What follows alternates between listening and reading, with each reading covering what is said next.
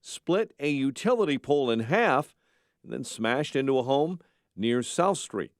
The woman sleeping inside was pinned underneath the truck in her bed.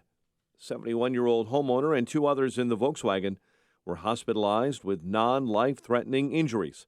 Franz then took off following the incident. Police later arrested him at his home. A search is underway to find a 14-year-old girl missing over a week ago on Chicago's South Side. Talia Johnson was last seen May 10, leaving Chicago Vocational Career Academy on East 87th Street. Visitation, funeral, and burial will take place this week for the Chicago woman strangled, her child cut from her womb. According to Mount Auburn Funeral Home in Stickney, Marlon Ochoa Lopez will have a 2-day visitation on Thursday and Friday and a Saturday morning funeral. Two women, 46-year-old Clarissa Figueroa and her 24-year-old daughter Desiree, are charged with murder in Ochoa Lopez's death. Chicago health officials say they've confirmed a measles case, and they're working to contact those that may have been exposed to the infection. They confirmed that case Friday. Exposure may have occurred Thursday and Friday at O'Hare and in downtown Chicago. The U.S. Fish and Wildlife Service says environmental DNA from 6 Asian carp have been found closer to Lake Michigan than ever before.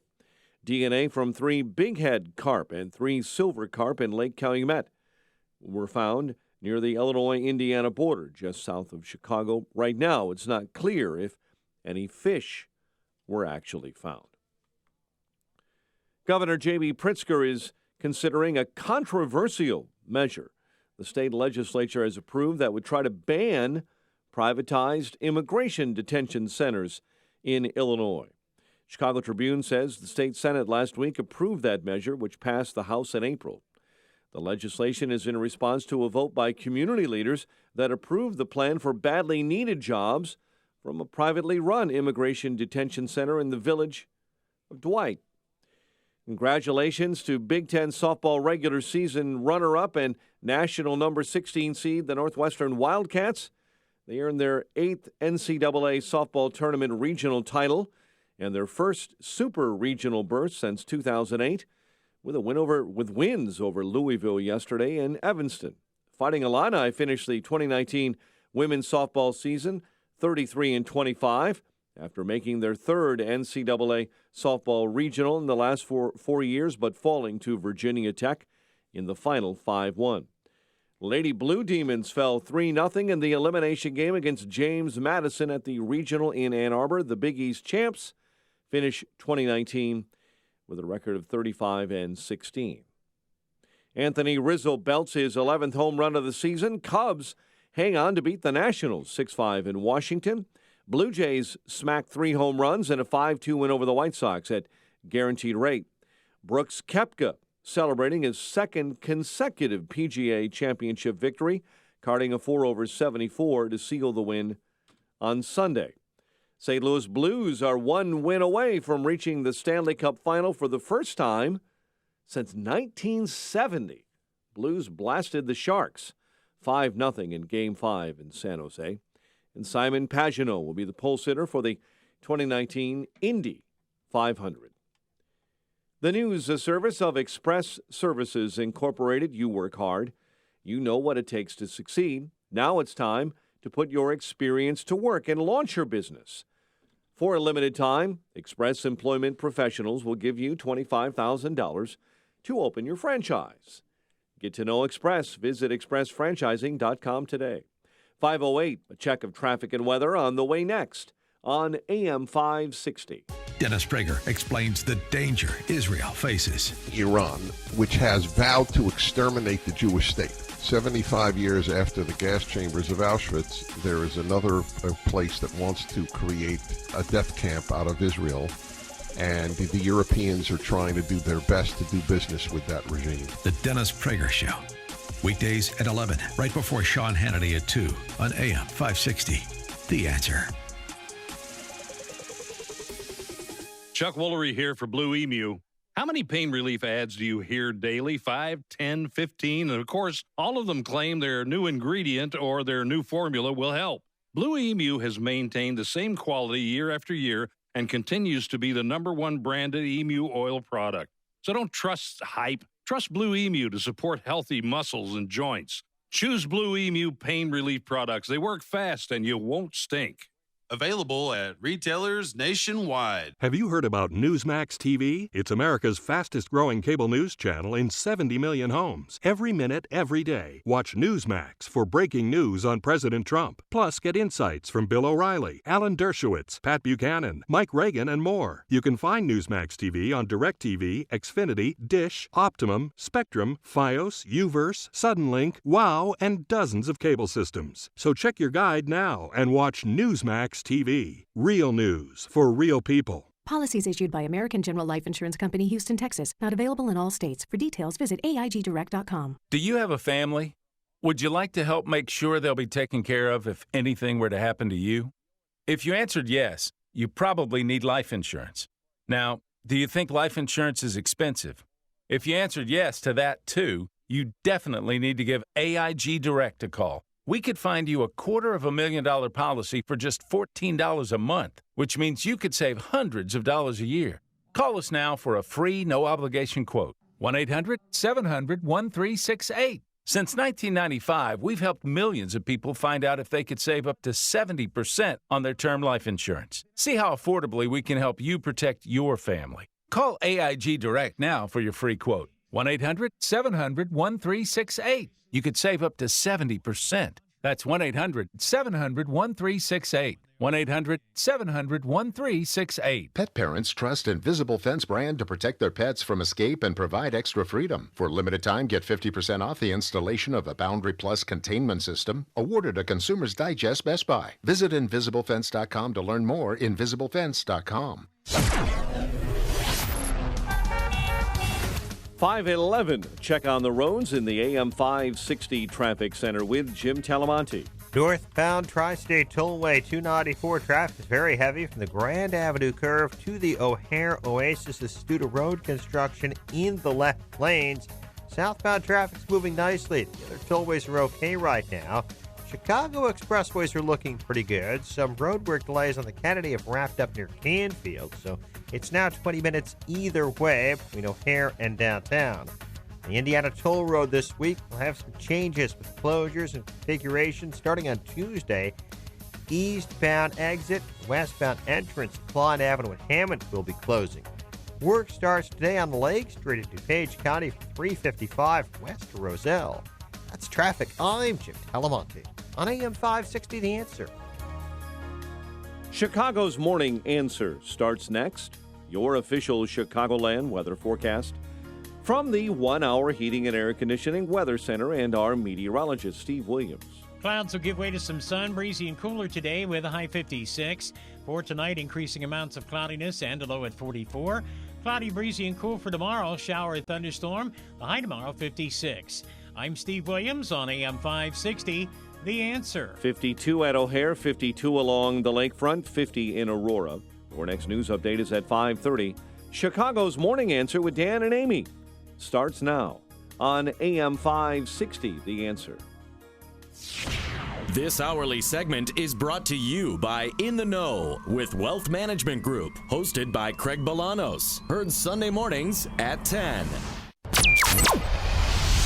This is Chicago's Morning Answer with Dan Proft and Amy Jacobson on AM 560. The Answer.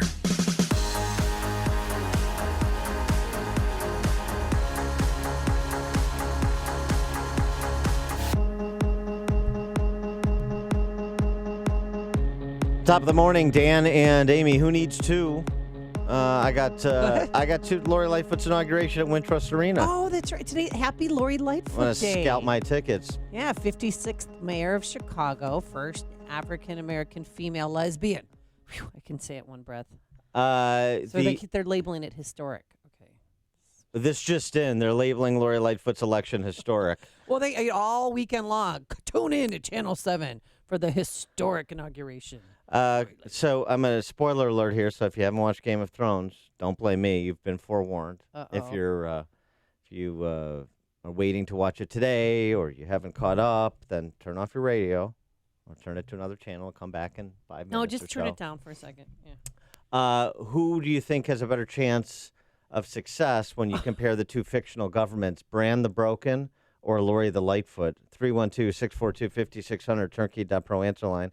64636DA, turnkey.pro text line. Well, for those of us who do not watch Game of Thrones, little backside, Graham the Broken. Bran. Bran. Well, I thought you said Graham. Bran the Broken. Right. Okay. Who? Bran the Broken is the new... he won the big thing, huh? He's the king of the realm, sort of. You could sort of see it, percolating over the last few episodes. Floating right into Westeros. Yeah, the Westeros. The season finale, and I know there's all this complaining about it, and there's an online petition to reshoot the whole season. How absurd. 2 million people have signed that. Get a life.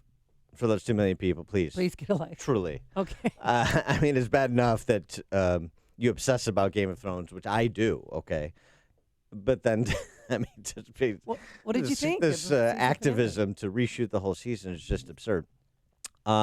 So, I mean, since you don't watch it, look, the whole thing came down to the season finale was about a maniacal, genocidal female who wanted the global seat of power.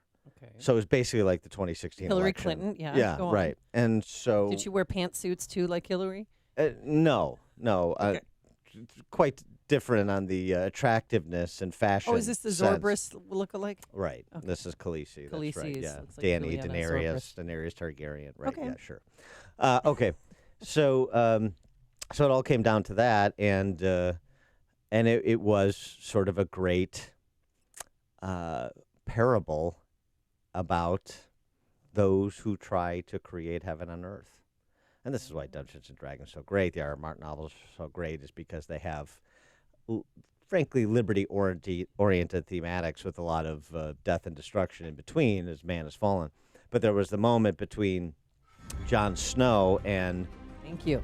And Daenerys because, she wanted him and her to be together forever, even though they're brother and sister. It's complicated. Minor detail. It's complicated. But here's the thing. They're brother and sister. I did not know that. She's going to create a better world. And she knows what's good. And what about other people who have a different opinion about what's good? She says they don't get to choose. And that's where Jon Snow guts her. Oh. Yeah. Did she see it coming? Did he go in for the hug and then get the shiv and take her lungs out? She did not see it coming, yeah. Oh. They did a nice little, somewhat obvious misdirect at the beginning where Tyrion comes out as she's addressing the troops, and you think he made shiver in the back, a la, Brutus. But that didn't happen? No, it was it just in setting the up for bedroom Jon Snow. where he killed her? No. Well, I was just making it was with an intimate setting where she really didn't expect it. The funny thing about this, too, is it's good, generally speaking, when the left is writing op-eds like this in the Daily Beast.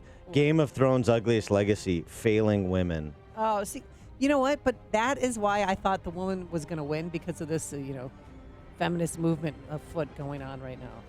That the woman has to win. But I'm glad that Jon Snow, what's his name? Is that right? He's the victor. This is really difficult to talk about Game of Thrones with you. Graham? Jon Stone, is it? With the... And where? Who? Now... And the little person? What's with the little person? Well, I thought maybe the little guy would win. That somebody would midget toss him into the final scene, and he's like, "Hey, won! I'm the victor of the Seven Kingdoms." No? And then Jon Snow leaves all this behind to go out into the... to sort of settle... in Bo-Katan, Florida? Yes, he does. He leaves. Property taxes are too high. I'm going to Florida. He and the Wildings, they decide to retire to the south. A little condo development. Won't there be a spinoff, though? Don't you think? That's what everyone keeps saying. There's going to be a spinoff of Game of Thrones. I love how you don't pay any attention. You don't watch it. You I know, just but you every just time pay I say attention turn to down the the chatter. TV, I listen. I turn it up. Yeah. just want to know what's going. Yeah, pay attention to the chatter. Okay. Well, and by the way, Good Onion responds to all those fans that were calling for the entire season to be reshot. The Onion response was Game of Thrones fans, or Game of Thrones disappointed in the evolution of their fans. Game of Thrones showrunners disappointed with how quality of fans has dropped off over the past couple of seasons. That's what The Onion does. Take a premise, violate it, turn it on you. That's good stuff. You've made the switch, and it feels so good. You've switched to Chicago's Morning Answer on AM 560. The Answer. Nothing speaks louder about an auto dealer than a happy customer. And at Joe Cotton Ford, they have many. I had a 2001 Excursion, was about 6 months old. We got T-boned, $29,000 worth of damage, bent the frame. After a few months, got it back from you guys, and it actually drove and rode better than when I got it from the factory. Well, service visits are always top-notch. You know, your service department, starting with Dave and going down all your service riders, are just amazing. Another reason why folks keep coming back to Joe Cotton Ford. Get to Joe Cotton Ford during the month of May and lease America's most popular full-size light-duty pickup truck, the Ford F-150, for only $199 a month. Save big at Joe Cotton Ford, Gary and North Avenue in Carroll Stream, or at joecottonford.com. joecottonford.com. Security deposit waived. Taxes, title, and license fees extra. Not all buyers will qualify for Ford Credit Red Carpet Lease. Payments may vary. Dealer determines price. Residency restrictions apply. $43.59 cash due at signing. Lessee responsible for excess wear and mileage. Must take new retail delivery from dealer stock by 6/2/19. See dealer for qualifications and complete details. Liberty Mutual Insurance presents. And Doug. Is that your pet emu? He's my partner, Limu. And we're here to tell you that Liberty Mutual customizes your car insurance so you only pay for what you need. So is he only an emu because it rhymes with Limu, as in Liberty Mutual? Well, one could So this is just a clever way to get people to remember Liberty Mutual, huh? Kinda. Liberty, liberty, liberty, liberty. Only pay for what you need at libertymutual.com. Underwritten by Liberty Mutual Insurance Company and affiliates. Equal housing insurer. State laws apply. Napa know-how. You don't have to know fancy terms like ceramic, metallic, and calipers to know that this sound isn't a good thing. And now at most Napa Auto Parts stores and Napa Auto Care centers, you'll get a $75 prepaid Visa card when you spend $250 on brakes. Do it yourself or have it done for you and save $75. That's Napa know-how. Napa know-how. At participating Napa Auto Parts stores and Napa Auto Care centers. Exclusions apply. Offer ends 5/31/19. Message and data rates may apply. Please don't text while driving. If you've been in business more than 20 minutes, you've probably printed your logo on all kinds of promotional products. We all know promotional products work because they're everywhere from sales meetings and corporate events to trade shows. Ever wondered why or how to best use promotional products to grow your business? Let us show you today for free. We're 4imprint, promotional product experts at your service. We're giving away an ebook called Promotional Products Work, absolutely free, to everyone who texts radio to 88988. At 4imprint, we make your logo look perfect on thousands of promotional items. With our 100% guarantee, it'll be right the first time, on time, every time. Your free ebook will reveal valuable insights that can attract new customers, build your brand, help your cause, or simply grow your business. Get the ebook Promotional Products Work absolutely free by texting radio to 88988. That's RADIO to 88988. You're that person, the one in charge of all the logistics planning for a meeting or a conference. My company will make it better, easier, and more cost-effective and not charge you a dime for our services. This is Jeff Berger. My company is your new best friend, Conference Planning Resources. Contact us at thebestmeetings.com. If you require 50 or more hotel rooms each night, here's why you should work with us for your events. This is our specialty. There's no guesswork. You get what you want, better hotel room rates, better concessions, better contract language limiting your liabilities. We have the contacts. We get better deals than you can in all areas. Hotel guest room pricing, banquet food and beverage, audiovisual, and a myriad of other areas. Fortune 500 companies and national associations use us when dealing with hotels, and we will think about the things that you may not have considered. Use Conference Planning Resources for your next conference or meeting. Better meetings, less expense, less liability, saving you time. Contact us. See what we can do. Conference Planning Resources, thebestmeetings.com. AM 560, The Answer. Dan and Amy, top of the morning, taking your calls, 312-642-5600, turnkey.pro answer line, 646-36DA, turnkey.pro text line. How optimistic are you about the tenure of Lori Lightfoot as the mayor of Chicago, which begins today. What do you hope she does? What do you think she'll do? And are you giving a pair of tickets away? You got 2, I heard you say. Earlier. Yeah, scalping, of course, premium seating. She's named some staff, and I want to get to that. One staff member in particular. I know everybody's going to focus on which fungible alderman is the chairman of which committee. Chairman of the Finance Committee, Scott Waspak. Right. Who was early on in supporting her. Tom Tunney's heading the zoning committee. Right. He'll be up the butts of people applying for variances every single day. Got it. She does want to take some of the power away from all the aldermen when it comes to zoning and licensing. Mm-hmm. Well, that might change things. Anything. How? Because aldermen have way too much power. So she's trying to take that away from them. And give it to who? Give it to herself, which is fine with me. Give it more to the zoning board, because the aldermen definitely, I think, have way too much power in the city. Yeah. If you want a liquor license, you have to go and bring bags of cash. If you want to start a business, I mean, there's a lot of regulations that you have to go through. Mm-hmm.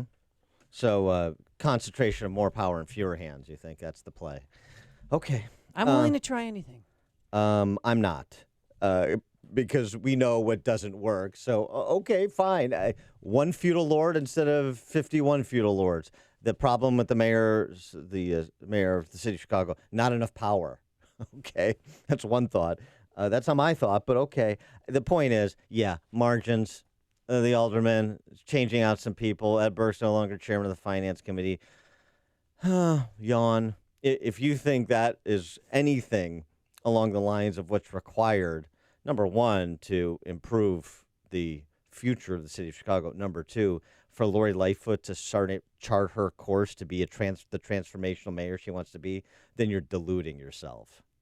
These are not headlines. This is what boneheaded Chicago political press corps types talk about, who don't know anything, who are fine with the status quo, and who have no idea what paradigm shift looks like or how pressing the need for it is. And let me tell you what she's actually doing that has real impact, or not. Her appointments of people you don't know, names you've never heard of, no matter where you live in the city. Starting with this name. Remember it. Candace Moore. Candace Moore, Chief Equity Officer. Remember that title, too. Equity. Equity is the Orwellian vocabulary word used to establish the culture on college campuses around the country. Oh, and it's, of course, redounding down to the K through 12 level, too. So if you like how college campuses have become totalitarian education centers, it's largely due to administrators like your chief equity officer. And what is a chief equity officer in charge of? Creating equity. Creating equity, right. And this is, in particular, relevant because Candace Moore has opined before, she's an attorney, on things like school discipline. 3 ways families, schools, and educators can ensure student success. She's basically of the same philosophical perspective on discipline in schools. Is that a problem in CPS? You're damn right it is. Oh, don't ask me. Don't ask the parents. Ask the teachers if discipline and safety is an issue in CPS. But okay. She is a proponent, as Candace Moore, of the same philosophy that was employed by the Chicago transplant at Marjorie Stoneman Douglas High School in Parkland. Same thing. She discounts disciplining students, freezing them out of the opportunity to learn, as you know, that's clearly going on writ large in CPS. She writes in this op-ed, 2009-2010, 3 million children across the nation lost classroom time because of exclusionary discipline. And she goes through the arguments that are made in favor of exclusionary discipline. Holding students accountable, thinking about the other students. Can't do anything about this because the family doesn't care about the student's education. This student has forfeited the right to a public education. She just goes down the line, and she believes that there is a school-to-prison pipeline which should be dismantled by taking a very soft approach to discipline, not making it exclusionary, no matter what you do. And she also, again, equity. This is what I'm talking about. Oak Park River Forest High School. Oh, yeah. Black students make up 20% of Oak Park River Forest High School, but they're responsible for more than half of its rule infractions. Black student rule breaking, 6 times the rate of whites at OPRF, 22 times the rate of Asians. So, of course, the response to that is these obviously have to be racially motivated. The institution of discipline, meting out discipline for these students, it has to be racially motivated. You know, by all of these champagne socialists that are administrators and teachers at OPRF. I love this. Who's in charge of OPRF? Bill O'Reilly? I mean, what are you talking about? This is all the left hand-wringing over the left. So apparently there's something else afoot besides conservative ideology, because you have these statistics that I've just recounted. And Candace Moore's approach to this, as it will be in the wide expanse of the city, is about making the numbers match. That's what equity is, quote unquote. It's a euphemism for quotas and the institution of a new race-based regime. Yeah, she said she was interviewed by the Sun-Times, and she says there's inequity in just about every sector, including jobs, housing, economic development projects, and education. So first time we've had an equity officer. So will she be, convening with Eddie Johnson, for example, and going over the disciplinary? Well, no, going over arrests. Right, arrests. And making sure that, arrests exactly track the distribution of race in the city. This is what I'm talking about. So you want to have a culture that is more intersectional, that is more driven by race identity politics, then that's what it looks like coming out of the gate for Lori Lightfoot. And that's not a step forward, and that's not going to improve the city in any material way or address any of the burning oil derricks that you can see if you pay any attention to what's been going on in the city. She's also the strategic advisor and partner in Chicago United for Equity, which works to advance racial equity across the city. Yes, and she's that job too. She's also she's a lawyer. a sympathizer with Black Lives Matter, to be generous. I think she's more than that, but that's what she is at minimum. So, don't always just look to the switching of the chairs in the city council. Look to top administrators that are going to sort of set policy and culture and see which way the city is going. It's no surprise to me that this is the way that Lightfoot would go. I have very low expectations for her, and so should you. Coming up on Chicago's Morning Answer, President Trump sits down with Steve Hilton from Fox News Channel, covers a lot of topics, including immigration, including trade. We'll cover that at 5:38. And speaking of Oak Park River Forest, yearbook yanked. We'll tell you why. But first, into the newsroom we go. Here's Mike Scott. 52 degrees. President Trump this morning celebrating the end of tariffs with Canada and Mexico after they imposed tariffs on U.S. farm products.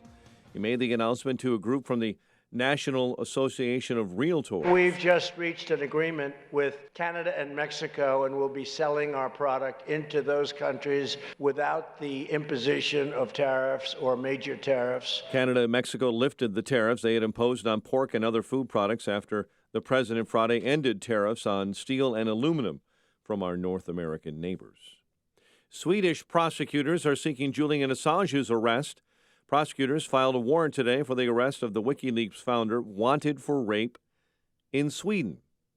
2020 Democratic presidential hopeful Bernie Sanders is vowing to only nominate Supreme Court justices that support the Roe v. Wade decision, protecting abortion rights. I ever appoint a Supreme Court justice who does not believe in defending Roe versus Wade, who does not believe that a woman has a right to control her own body. I will never do that.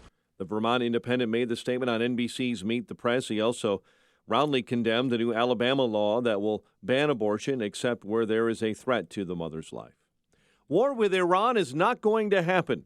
That according to Utah Republican Senator Mitt Romney on CNN's State of the Union. The idea that he would follow the same path by going after Iran, a more difficult enemy, if you will, militarily, that's just not going to happen. Former GOP presidential nominee saying he doesn't believe the president or his hawkish national security advisor John Bolton want war with Tehran.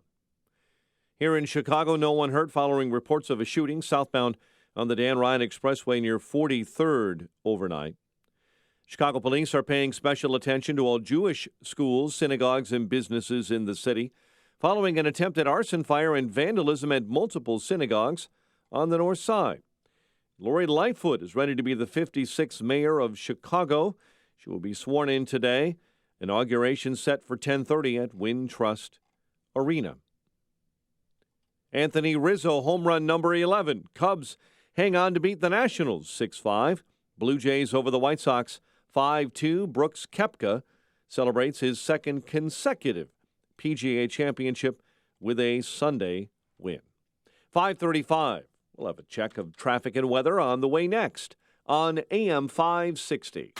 Sean Hannity explains what energy independence means. Being energy independent for the first time in 75 years. All the countries that we would depend on for the energy in this country that hate us, we don't need them anymore, ever. Once we can compete, the people that would benefit the most are American workers. The Sean Hannity Show.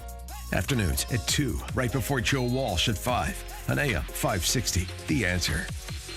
Safety. It's so important at your industrial facility. You need to keep your personnel safe and meet OSHA requirements. One problem with your ladders, platforms, or safety guards, and you could be facing costly fines. Vans Industrial helps you meet OSHA standards to keep your employees safe. Hi, I'm Dave Van Camp, president of Vans Industrial. As a business owner, I realize the importance of keeping my employees safe, and I'm here to offer my expertise. Vans Industrial is a specialty contractor uniquely equipped to design, fabricate, and install safety equipment, including walkways, handrails, stairways, and machinery guards. Our Vans Industrial team can inspect existing systems, engineer solutions, fabricate quality goods, and install them with trained pros, all making a safer environment for your employees. Vans uses only the best and safest union-trained mechanics, insured at the highest level to perform the job right. Call 833-VANS-IND. That's 833-VANS-IND. Or on the web at vansindustrial.com. You've seen them in some of the finest homes, and now you too can add a beautiful sliding barn door to your home or business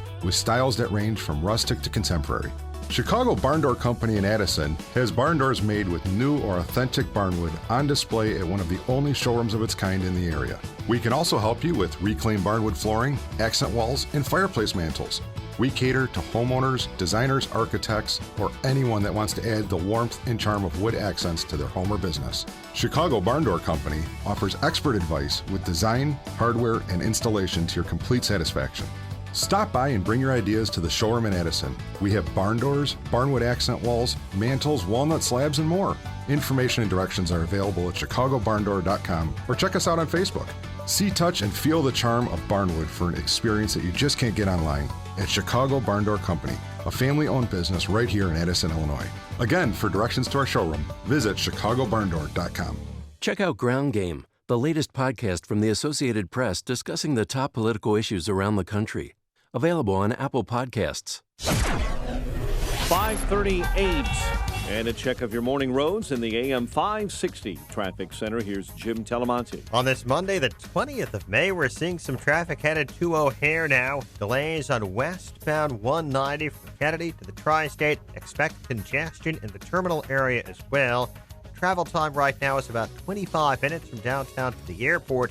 Inbound at Kennedy, traffic flows nicely. Reversibles are open inbound, 20 minutes, so O'Hare to downtown.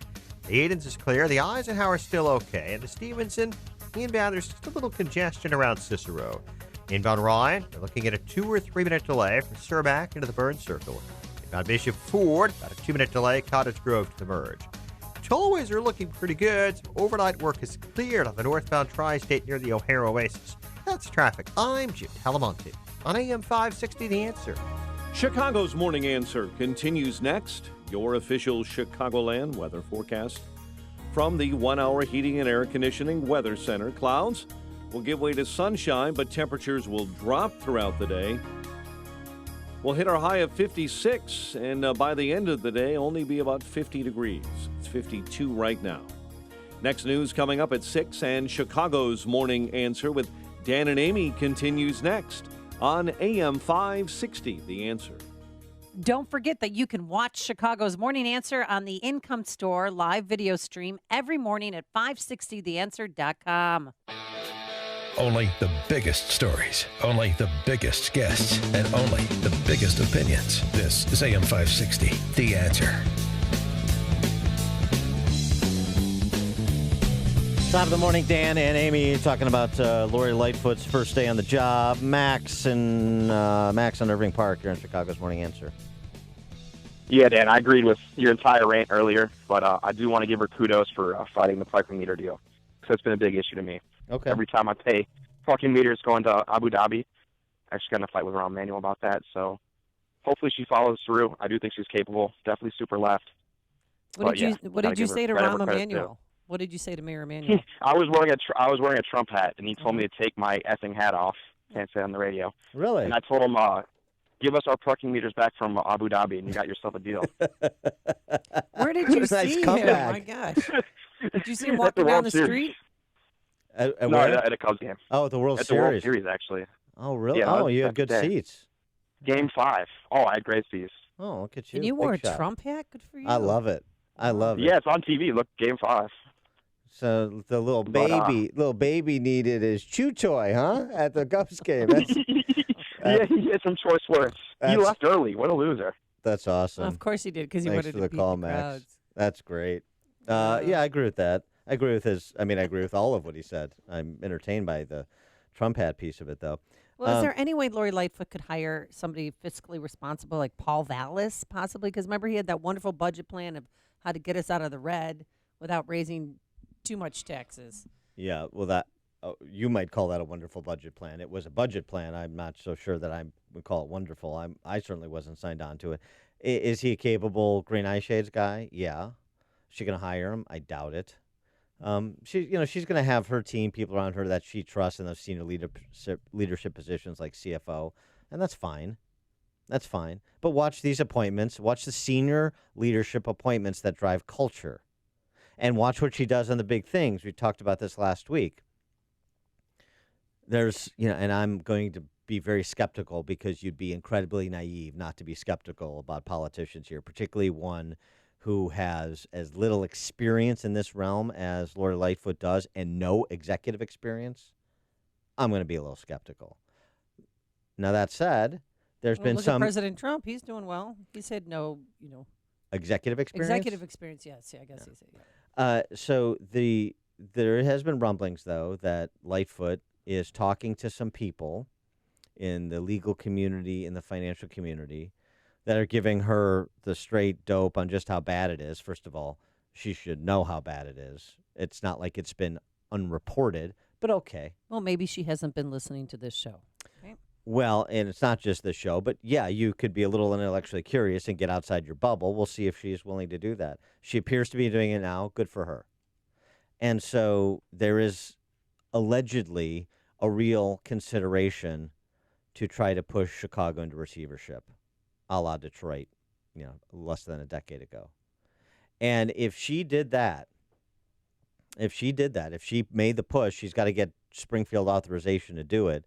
But she has a lot of political capital right now, and she can leverage that and use the bully pulpit of the mayor's office to make the case that when you got, $12, $15 billion in assets and $60 billion in liabilities, you got a problem. You got a problem you can't tax your way out of. If she did something like that, then she has the opportunity to be that transformational mayor that she wants, but it's got to happen in the first 100 days. If she doesn't come out of the gate with something big like that, then she is going to be another caretaker, conciliator, capitulator.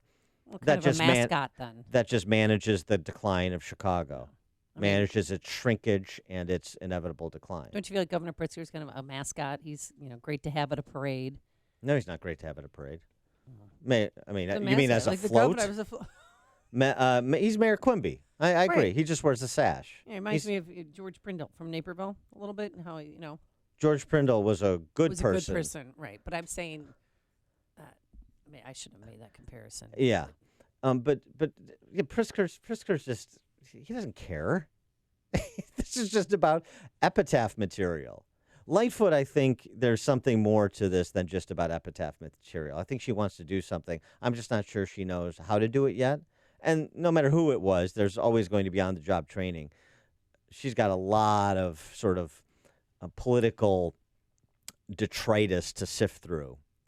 And we're going to see how courageous she is when it comes to dealing with the city's finances, and how innovative she is when it comes to dealing with the city's other problems. Because if it's just going to be pursuing bigger and bigger government and papering over that with more left-wing tropes, then I'm telling you right now, the city will continue to its descent in every way. And I hope that idea that she had about increasing the hotel room tax to help artisans in Chicago, that was just a campaign trail. I mean, come on. You know what that is? That's just... Well, that's a good example of what I'm talking about. I'm by the seat of my pants, I'm flying. I'm going to come up with a bunch of hokey stuff that sounds good to pick off particular communities as part of my governing coalition. But it's just about me sort of maintaining a high approval rating or staying in power. I'm not going to make people rethink how we do things in Chicago, much less move to structure government such that that rethinking is demanded by the superstructure of city government. We'll see. We're going to see soon, because I repeat, if she doesn't do something that is demanded by the numbers, then you can marvel at the tower cranes that are putting up apartment buildings mainly. There is a dead reckoning coming for this city with the emphasis on dead. And let me tell you why. Because people get sold a bill of goods and they don't look at the climate surrounding big gambits. You know what a big gambit was? And it seems to make sense on the surface. But we have a problem here. We don't like to claw below the surface here. We like the beautiful lies. We don't like uncomfortable truths. Dennis Byrne writing about this. O'Hare expansion. Remember O'Hare expansion? Mayor Daley unveiled in 2001 at the beginning of this century. Yeah. 2001, O'Hare expansion to double the airport's capacity, the economic engine of Northeastern Illinois, no question. Double the airport's capacity to more than 1.5 million flights annually. Right? That's the whole reconfiguration of the runways. Right. Parallel landings then you could do and all that. Yeah. And they're going to try to have access on Irving Park Road. Remember, 2 entrances to O'Hare Airport. Got the big industrial parks and all the commerce that is benefited these ring suburbs around O'Hare. That's all true. But what happens when you have a political class that destroys the economic climate in the state? What's your return on investment for a $16, $20 billion gambit like O'Hare expansion? And look, I was a proponent of it at the time. Made perfect sense to me. This is the economic engine. It's at capacity. It's the world's busiest airport. It was at the time, not anymore. And so, you need to update it to accommodate the growth that's coming. What I didn't anticipate at the time, and of course neither did Daley, is that we would have Republicans and Democrats conspire over the next 2 decades to destroy the state's economy and the region's economy, and that's what they've done. So what's happened at O'Hare? Do we care about outcomes? Do we care about outputs, or is it just inputs in this city and state?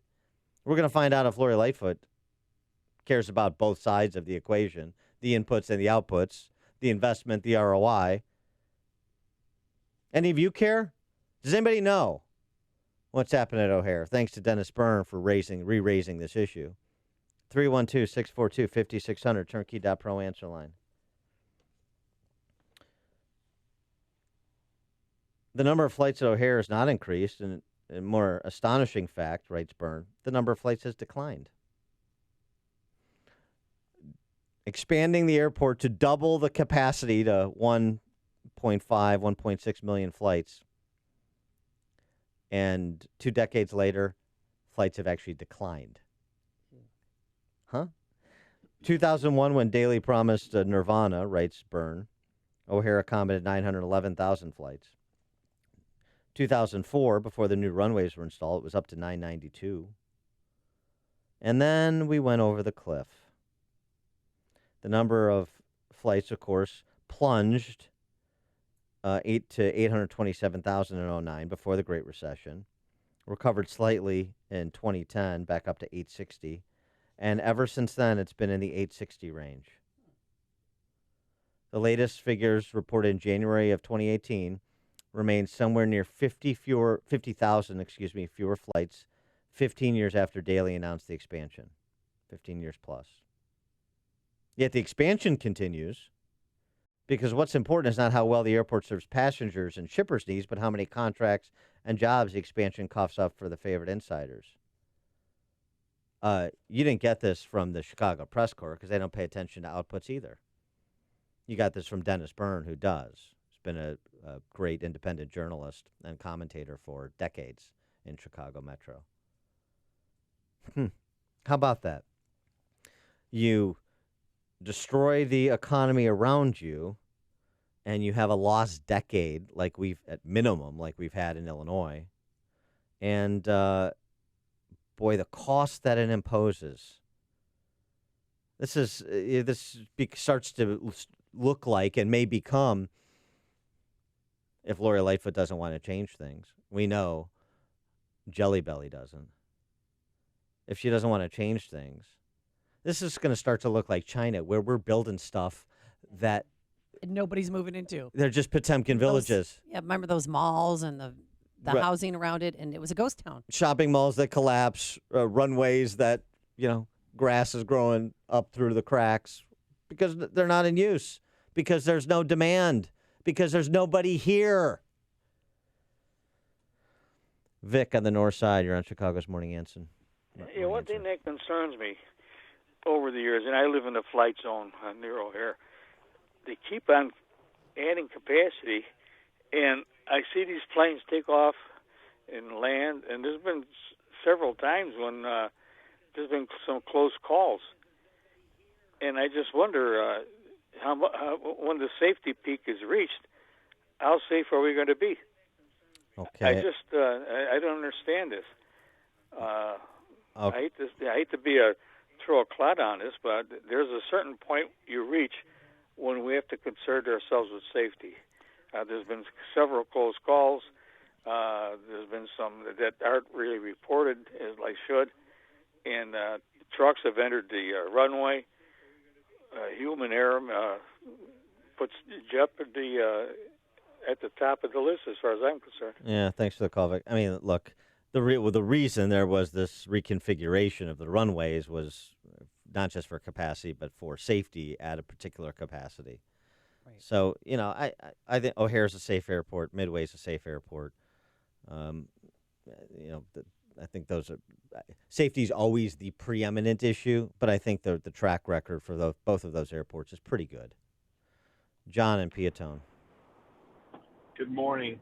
Dan, I think it's quite funny that you hit the nail on the head about capacity and flights required in Chicagoland when they're trying to push our Piatone Airport again. A little over a year ago, they had over 100 investors come in and try to get interest in building the runways. Nobody came back. They needed a 10-year commitment from a cargo airline to get that thing going. Nobody came back. And yet, the person that developed that airport built his own home on the property of the airport that would have to be demolished upon the start of the airport. Now, what does he know that we don't know, or that all of us already do know, that this thing is never going to go, and they're going to ruin all of our beautiful farmland? Yeah, thanks for the call, John. And the Jacksons' involvement in that. Piatone has been a boondoggle from the beginning. Yeah. There was never a discernible demand for it. You couldn't make the numbers work. I studied this a lot because I worked with the Greater O'Hare Chamber of Commerce and with Village of Rosemont, frankly, O'Hare Noise Compatibility Commission. I did aviation issues for a while. And Piatone never made any sense. Who was the brainchild of Piatone? Who thought that was Well- there was actually a need for that? Because couldn't you, if you was that much of a need, go to Gary, Indiana, and use that airport? Well, you also had Midway that wasn't at capacity, and we were doing a modernization of Midway, and you had Southwest Airlines saying, if you build Piatone, Herb Kelleher at the time, chairman of Southwest Airlines, said, you build Piatone, we're pulling out of Midway. Well, it's absurd.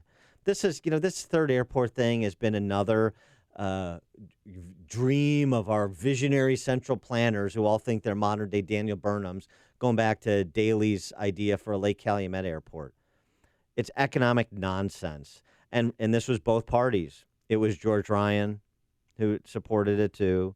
It was Henry Hyde combined with Jesse Jackson Jr. who supported it because he was trying to represent his noise-weary constituents in the DuPage County ring suburbs. But it's a terrible idea. Terrible idea. It makes no economic sense. And Jesse Jackson just wanted it to reindustrialize the Southland? No. Same thing that we've done here at O'Hare. He wanted it so that he could have a fiefdom where he could distribute larded up contracts and employ people. That's not the reason you build airports. Tom in Deer Park, you're on Chicago's Morning Answer. Good morning. My call was in relationship to what you touched upon earlier about Mayor-elect Lori Lightfoot's chief equity officer. I forget the name. Yeah, Candace Moore. But what you were touching upon was when she had done some work speaking out against a high school that had a certain ethnic makeup, but most of the transgressions, or many of the transgressions, were of that ethnicity. And so I'm just curious, with these social engineering central planners and their numbers, does that mean that with Chicago Public Schools, that all of a sudden certain disciplinary infractions of a given ethnicity will be increased at the expense of those of another? Does that question make sense to you? It makes sense. I mean, that's a question. We'll see how it plays out. Thanks for the call, Tom. I think that's exactly what'll happen. I mean, the problem that the tinkerers like Candace Moore have, who are race obsessed. The problem you have, of course, in CPS is 85% minority, mostly African American. So, I mean, I guess there's only so much you can cook the numbers. The larger problem with the equity position, misnomer that term is, it's the opposite, is not so much the distribution of discipline, it's the lack of discipline across the board. They don't believe in discipline. They believe in, kind of gobbledygook armchair psychoanalysis. Exclusionary discipline is the watch phrase. They oppose that. And that's the same position, as I said before, that was taken by the hierarchy at Parkland with respect to the shooter, who they knew was a problem, a serious problem, who, remember, had brought ammo to school, and that wasn't enough to impose exclusionary discipline prior to him shooting up the place and killing all those kids. This is serious business, financially, culturally, educationally, economically. Chicago may not look like it when you walk down Mag Mile to get your prime rib sandwich at Bandera, or go shopping at go see Pete Buttigieg in a storefront window as one of the mannequins at a men's store. Okay? But this city is melting down.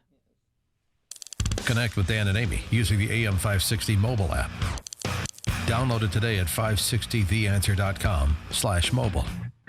Since 1970, Ditch Witch Midwest has been a trusted family-owned construction equipment dealer. And for those 50 years, construction professionals have partnered with Ditch Witch Midwest for all their underground construction needs. Whatever the job calls for, from trenchers, directional drills, vacuum excavation, to cable plows, Ditch Witch Midwest is always there to provide you with the best solutions for all your underground construction jobs. Ditch Witch Midwest works alongside construction professionals who put their work boots on every day, offering sales, service, parts, and rental solutions. They work hard to be your preferred equipment management provider through a relationship that anticipates and exceeds your needs. Visit their website at ditchwitchmidwest.com to view the complete line of Ditch Witch products from the company that launched the industry. You can also call 1-800-243-1328. That's 1-800-243-1328. Ditch Witch is not just building your neighborhood, they're also part of your neighborhood. Ditch Witch Midwest. We're in this together. Prescription products require an online physician consultation and are only available if the physician determines a prescription is appropriate. See website for full details. Hey guys, good news. The expensive little blue pill is now generic, which means you can get the prescription medication to treat ED at affordable prices. And now get your first month's supply for just $5 at 4hims.com/Chris. Hims connects you with real doctors online who can prescribe the medication, and a pharmacy sends it right to your door. So easy. To get your first order for just $5, you need to go to 4hims.com/Chris. That's 4hims.com/Chris.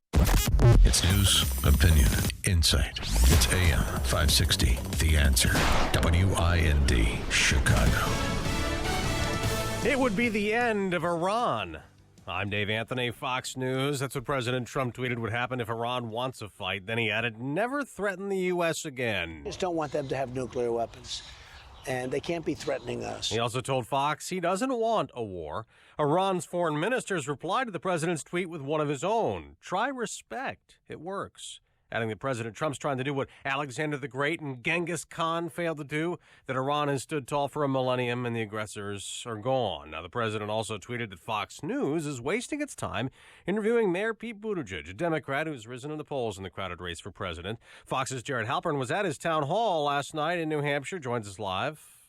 Well, with that rise in the polls, South Bend, Indiana Mayor Pete Buttigieg has seen increased attention from President Trump, who in campaign rallies and on Twitter has called the 37-year-old mayor Alfred E. Newman. Buttigieg was asked about that. Well, it's a very effective way to command the attention of the media. And I think that we need to make sure that we're changing the channel from this show that he's created. In that high school gym at Stevens High School, Buttigieg defended his age and experience, saying serving as mayor of any city is relevant management and executive experience. Dave. I've heard another of the presidential candidates held a rally in Birmingham, Alabama. Bernie Sanders railing against that state's new abortion law, calling it part of a right-wing extremist plan. To deny women the right to control their own bodies and their own futures. Alabama's law would make almost all abortions illegal. Supporters hope a challenge to it could lead to a Supreme Court redo of the Roe v. Wade decision that upheld a woman's right to choose.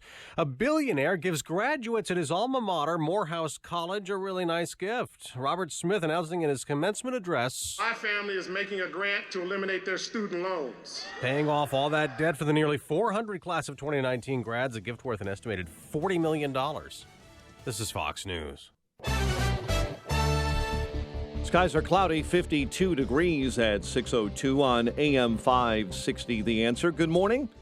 I'm Mike Scott. No one hurt following reports of a shooting on the southbound Dan Ryan Expressway near 43rd overnight. Chicago police are paying special attention today to all Jewish schools, synagogues, and businesses in the city following an attempted arson, fire, and vandalism at multiple synagogues on the north side. Lori Lightfoot ready to be the 56th mayor of Chicago. I've been feeling the moment since the night of April 2nd and really preparing myself for what that's going to look like. Lightfoot and others will be sworn in today during an inauguration ceremony set for 10:30 at Wintrust Arena. A Fox Lake man is charged with leaving the scene of an accident after crashing a pickup truck into a home in unincorporated Spring Grove. Talon Franz was speeding on Route 12 when he slammed into a SUV, split a utility pole in half, then struck a home. A woman sleeping inside that home was pinned underneath the truck and then hospitalized with non-life-threatening injuries. Franz took off following the incident, but was later arrested at his home. Former governor and presidential candidate John Hickenlooper will be delivering his views on foreign policy today. The Democrat will be at the Chicago Council of Global Affairs. There will be a moderated Q&A session. Starts around 9:30. Hickenlooper's speech will be live streamed at thechicagocouncil.org. Cubs over the Nationals 6-5. Blue Jays with 3 home runs beat the White Sox 5-2. Brooks Koepka wins his second consecutive PGA championship. The news service of Express Services Incorporated. You work hard, You know what it takes to succeed. Now it's time to put your experience to work and launch your business. For a limited time, Express Employment Pros will give you $25,000 to open your franchise. Get to know Express. Visit expressfranchising.com today. A check of traffic and weather is on the way next on AM 560. Do you own or run a thriving business in the Chicagoland area? Have you overcome obstacles to make your business what it is today? If that's your business, then AM 560 wants to tell your story on the AM 560 Business Tour, presented by Signature Bank. Chicago's Morning Answer with Dan Proft and Amy Jacobson will be broadcasting live from businesses all around Chicagoland, telling success stories of thriving, successful businesses. Hey, if that's you, tell us about it. Visit 560theanswer.com/business and submit your information. That's 560theanswer.com/business. Lawn lovers, run with us on the John Deere Z500 Series Z-Track mower. Built to mow better, faster with an Excel Deep Mower Deck. Because whether you're up against the clock or a busy day, this zero turn gets it done in almost no time at all. Nothing runs like a Deere. Run with us. Test drive a Z500 Series Z-Track mower at your John Deere dealer during the Take Your Turn sales event. We've all read some surprising online reviews, whether scoping out a spot for vacation or trying to find the best happy hour. So why should finding software for your business be any different? With over 850,000 software reviews, make an informed decision with Capterra. Capterra is the leading free online resource to help you find the best business software. From applicant tracking to workflow software, read reviews in over 700 categories from users just like you. Join the 4 million people that use Capterra each month. Find the right software today with Capterra. That's CAPTERRA.com/radio. Policies issued by American General Life Insurance Company, Houston, Texas. Not available in all states. For details, visit AIGdirect.com. Do you have a family? Would you like to help make sure they'll be taken care of if anything were to happen to you? If you answered yes, you probably need life insurance. Now, do you think life insurance is expensive? If you answered yes to that too, you definitely need to give AIG Direct a call. We could find you a $250,000 policy for just $14 a month, which means you could save hundreds of dollars a year. Call us now for a free, no-obligation quote. 1-800-700-1368. Since 1995, we've helped millions of people find out if they could save up to 70% on their term life insurance. See how affordably we can help you protect your family. Call AIG Direct now for your free quote. 1-800-700-1368. You could save up to 70%. That's 1-800-700-1368. 1-800-700-1368. Get your truly free credit scores and free credit monitoring from Credit Karma today. Download the Credit Karma app now. Credit Karma. Here's to progress. 6:06 on AM 560. It's time for a dry basement and a healthy home. Time to call Permaseal. 800-421-SEAL.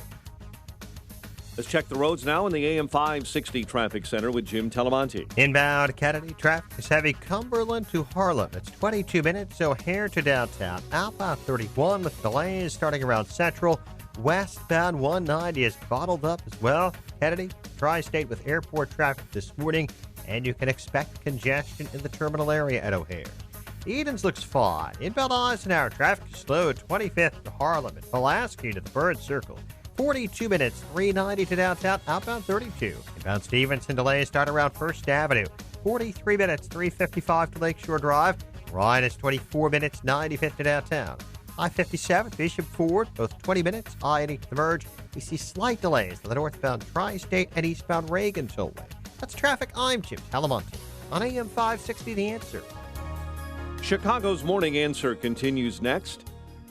Your official Chicagoland weather forecast from the 1-hour Heating and Air Conditioning Weather Center and our meteorologist, Steve Williams. Breezy and cooler as the clouds give way to some sun today, high 56. For tonight, increasing amounts of cloudiness, chilly night, low 44.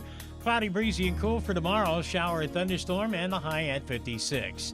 I'm Steve Williams on AM 560, The Answer. 52 at O'Hare. Next news coming up at 6:30. Chicago's Morning Answer with Dan and Amy continues next on AM 560, The Answer. This hourly segment is brought to you by the IRS Radio Hour with attorney Stephen Leahy every Sunday afternoon at 5 on AM 560, The Answer. This is Chicago's Morning Answer with Dan Proft and Amy Jacobson on AM 560. The Answer.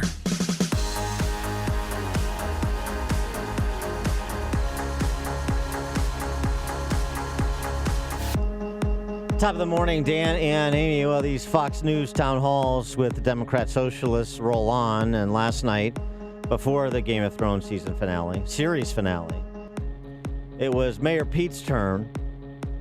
And speaking of Game of Thrones. Wait, should people turn down the radio right now? Well, no, not for this. In the lightning round, Chris Wallace, the interviewer. Yeah. Where, you ask a question to humanize the candidate, make him appear to be a three-dimensional human being. He didn't ask him about boxers or briefs, did he? No. Thin crust or deep dish? How about Pepsi or Coke? How about what do you and Chasen do when you're just hanging out at home? No, don't say they make guacamole. When you and Chasten are kicking back, do you have a guilty pleasure on television? Well, Game of Thrones, so we're in fact, it's getting pretty close. Well, I have to tell you, when I was promoting this event, I said I want to make it clear we will be off the air before Game of Thrones. We were also. I'm not sure I would have been able to do this. We are also. We're going to have an Iron Throne here for you, but it costs too much to move to Claremont. Do you have a prediction as to who will end up on the throne? I don't know. I'm worried. I thought we were getting. Building up Daenerys, but obviously she's made, I don't want to spoil it for anybody if you're behind, but she's made some highly questionable leadership decisions. So I think it's anybody's bet right now. I'm really interested to see where the Arya plot line goes. We'll see. Are you going to get a chance to watch it tonight? Oh, I hope so. Just like us, Dan. Just one of the crew. I don't know who's more painful, him or Chris Wallace trying to be cool and relevant and so now. Is Chasen his husband or boy? I mean, what are they doing? Yeah. I see a wedding ring, but was there a wedding ring? Mm-hmm. And that answer, as I mentioned before, confirms that the Macy's in Mishawaka is missing a mannequin in their men's clothing department. The guy, I mean, there's nothing an hour. I watched it. There's nothing to pull because he didn't say anything. He gave third-grade pieties about everything in their sort of, reasonable, aw shucks, howdy doody, or Alfred E. Newman, as Trump says, sort of tone of voice. I'm just a nice fella. It's so painful. The only thing he did that had any edge was the safest thing he could do, which is attack the host of the town hall that gave him this platform. A lot of folks in my party were critical of me for even doing this with Fox News. And I've heard that. and I get where that's coming from, especially when you see what goes on with some of the opinion hosts on this network. I mean, when you got Tucker Carlson saying that immigrants make America dirty, when you've got Laura Ingraham comparing detention centers with children in cages to summer camps, then there is a reason why anybody has to swallow hard and think twice before participating in this media ecosystem. But I also believe that even though some of those hosts are not always there in good faith, I think a lot of people tune into this network who do it in good faith. And there are a lot of Americans who my party can't blame if they are ignoring our message because they will never hear it if we don't go on and talk about it. And so it's why, whether it's going into the viewership of Fox News or whether geographically it's going into places where Democrats haven't been seen much, I think we got to find people where they are, not change our values, but update our vocabulary so that we're truly connecting with Americans from coast to coast. What? 312-642-5600, turnkey.pro answer line, 646-36DA, turnkey.pro text line. You find Mayor Pete, Joe Biden, reasonable, hail fellows, well met. Yeah, I don't agree with them on everything, but they're adults, and they're saying some interesting things, and they're reasonable, and they're moderate, and I could work with them, and they could forge bipartisan consensuses on issues of mutual concern, and blah, blah, blah. Do you believe any of that? Does anybody believe any of that? 312-642-5600, turnkey.pro answer line, 64636. Type in DA, then a quick comment. And President Trump, just so you know, took to Twitter because he didn't think Fox News should be interviewing and having town halls for these Democratic candidates. Hard to believe that Fox News is wasting airtime on Mayor Pete as Chris Wallace likes to call him. Fox is moving more and more to the losing wrong side in covering the Dems. They got dumped from the Democrats' boring debates, and they just won it. Yeah. They forgot the people This who is- got them there. this- I just wouldn't engage if I was President Trump. Of Yeah. course, you have to cover the Democratic 2020 bid. Of course you have to. Yes, unnecessary. A good example where less is more from the president's Twitter account. But going back to this issue, you got Biden, right? Oh. But Biden from 2006 talking about how he's for border security. Oh, yeah, that's true. And Biden, by the way, just so you know, he did have a big, huge rally in Philadelphia announcing his candidacy. For Again. president. Again. This politics is pulling us apart. Yeah, unity guy. It's ripping this country apart at the seams. And our president is the divider in chief. That's the nickname, divider in chief. Yawn. I voted for a fence. I voted unlike most Democrats, and some of you won't like it. I voted for 700 miles of fence, Biden said at a South Carolina Rotary Club talk he gave in 2006. Unless you change the dynamic in Mexico, punish American employers who knowingly violate the law when they hire illegals, unless you do those two things, the wall and punishing American employers who hire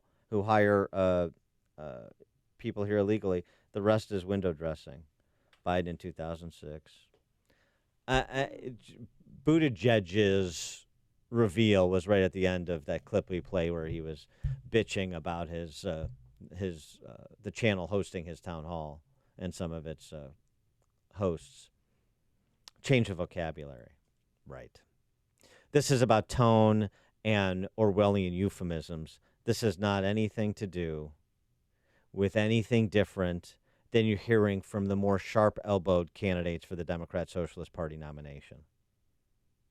That's what it is. Nothing. Buttigieg is doing the same virtue signaling two-step as the other candidates are doing. They're picking different issues to try and separate themselves, try and catch fire over something that's easy and cheap. But there's marginal substantive daylight between the candidates. So Buttigieg obsesses about naming things after Andrew Jackson and Thomas Jefferson, or having dinners in their honor in Democrat circles. Or attacking Mike Pence. I mean, Right. they're all trying to be different. Bernie Sanders says everyone's stealing my ideas. Reparation H, Yes, obviously about reparations. Andrew Yang, circumcision. He's opposed to circumcision. Now Bernie Sanders, babies at the border. We must never yank babies out of the arms of their mothers at the border. But you can yank them out of the uterus. Hey. Joe Biden, family tree has no branches, thanks to Hunter. Also, this one, Hunter. You see Oh this yeah, story? I think you should tell the people. I saw this over the weekend. Yeah. It really went unnoticed by the mainstream media. Breitbart obtained an unreported on police report from the days before the 2016 election that describes how a cocaine pipe that authorities determined was used to smoke cocaine. Hence the name cocaine pipe. Yeah. Was found in a rental car returned to an Arizona Hertz in the middle of the night. They found in the vehicle also several personal effects of Hunter Biden. Can't prove it was his, though, right? Like 2 of his D.C. driver's licenses, multiple credit cards, and personally identifying information like a Delaware Attorney General badge and a U.S. Secret Service business card. He left that all in the rental car? Yeah. Somebody was a little stoned, maybe, a little high. And he was also the rentor. He rented the vehicle from a location in California with the intent to return it to Prescott. And it was dropped off with the drug paraphernalia and his personal effects inside. This is the best part. Yeah, I mean, and, this does call to mind a little bit of, like, Donald Trump playing the role of John Barron, his publicist. But I love these guys. The next morning, according to the police report, man identifying himself as Joseph McGee. Was he on the line, on line 4? Called in? Yeah. This is Joseph McGee. Yeah. Called a rental car counter to inform them how the keys to the car were left in the vehicle's gas cap rather than the normal spot. McGee McGee, gas can. quotation marks, informed the rental car company employee that his friend was feeling sick, so they didn't know what to do, and the car was returned. Yeah. Let me guess. They probably didn't fill the tank either. But this just gets more bizarre. Prescott Police Department, Prescott, Arizona Police, sought and obtained a subpoena to discover the source of Joseph McGee's phone call. Traced it to a phone number owned and operated by a local colon hydrotherapist in the region. I mean, it is Arizona. Okay. Colon, what is a colon hydrotherapist? Yeah, colon cleanse. Have you seen yours lately? Yeah. They did try, but were unable to reach Hunter Biden during the investigation for an interview. Oh, no.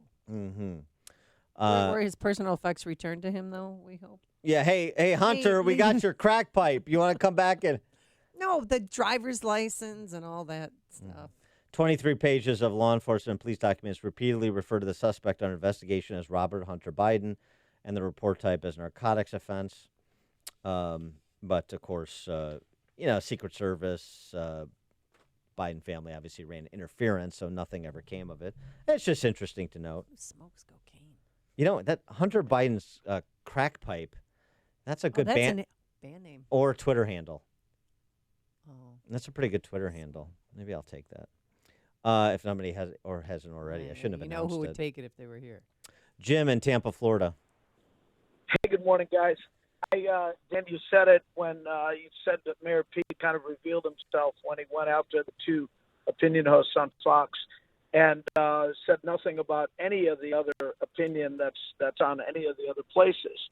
So Mayor Pete's whole point is undone by just taking that shot. But I think we got a 2-for-1 because Chris Wallace didn't say a thing to him about it. And Chris Wallace has really dropped so hard. I used to buy into the Mike Wallace Jr. He's a good reporter, tough guy. He's so bad.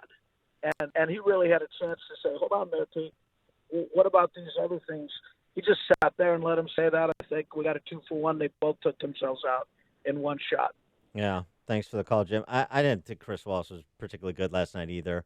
I mean, I understand. Well, it was just a nice conversation. It just seemed. Well, you can have a nice conversation that's also substantive. The guy's running for president. Right. It's true, but we didn't get there. I mean, like, you can ask questions like, hey, do you think South Bend will ever be able to compete with the Elkhart economic juggernaut in Indiana that's kicking your tail?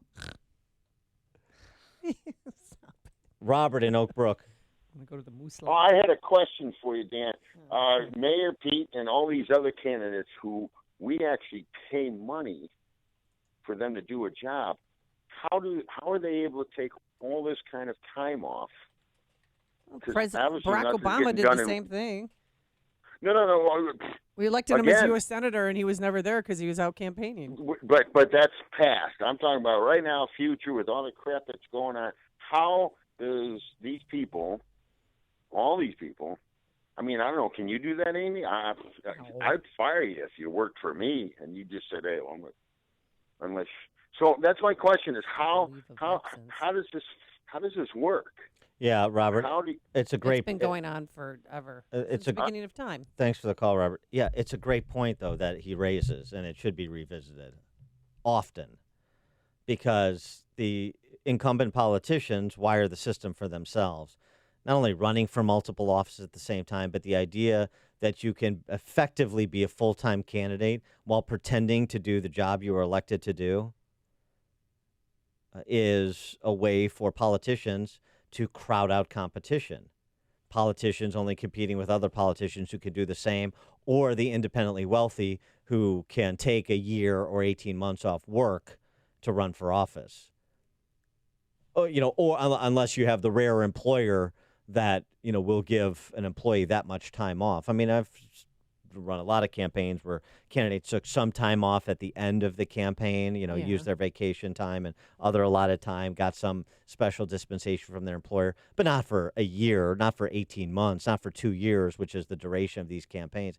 It is totally unfair, and I'm totally opposed to it. And I think you shouldn't be able to do that because it does limit the available talent to run for office. It's totally unfair. Completely. I mean, when you ran for governor, how much time would you? I mean, it's not a 40-hour work week. I mean, was it? No, it's twice that. Twice that. Plus, right. twice that, and then it's some. constant. Yeah.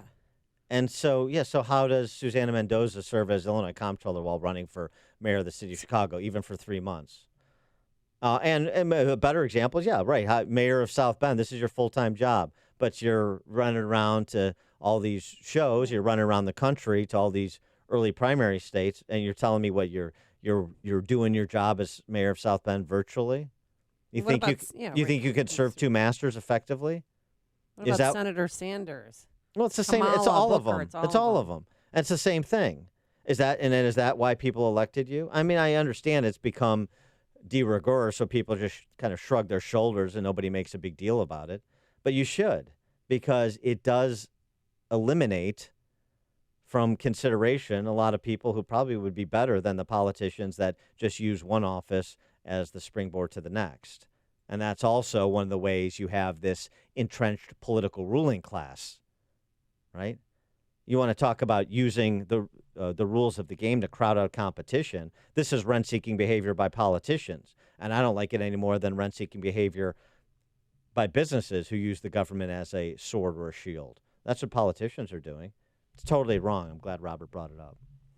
Listen to podcasts of Dan and Amy from the AM 560 mobile app. Download it today at 560theanswer.com/mobile. Message and data rates may apply. Do you want to learn how to get started making money flipping houses right here in Chicago? If so, we have an amazing opportunity for you. We're looking for a small group of motivated individuals to join our real estate investing team. You'll be introduced to our 3-step system for flipping homes right here in the local area. This is Than Merrill, star of A&E's hit TV show Flip This House. My team and I are looking for a handful of people in the Chicago area who want to learn how to get started making money flipping houses in your spare time using other people's money. Chicago is a perfect market for my system, and this week I'm holding a free 2-hour educational workshop where we'll share how to get started making money flipping houses and how to build long-term wealth with income properties. To get 2 free tickets to Than's workshop, text your 5-digit zip code to 82,000. Seating is extremely limited, so text your 5-digit zip code to 82,000 right now, because this free ticket offer expires this Friday.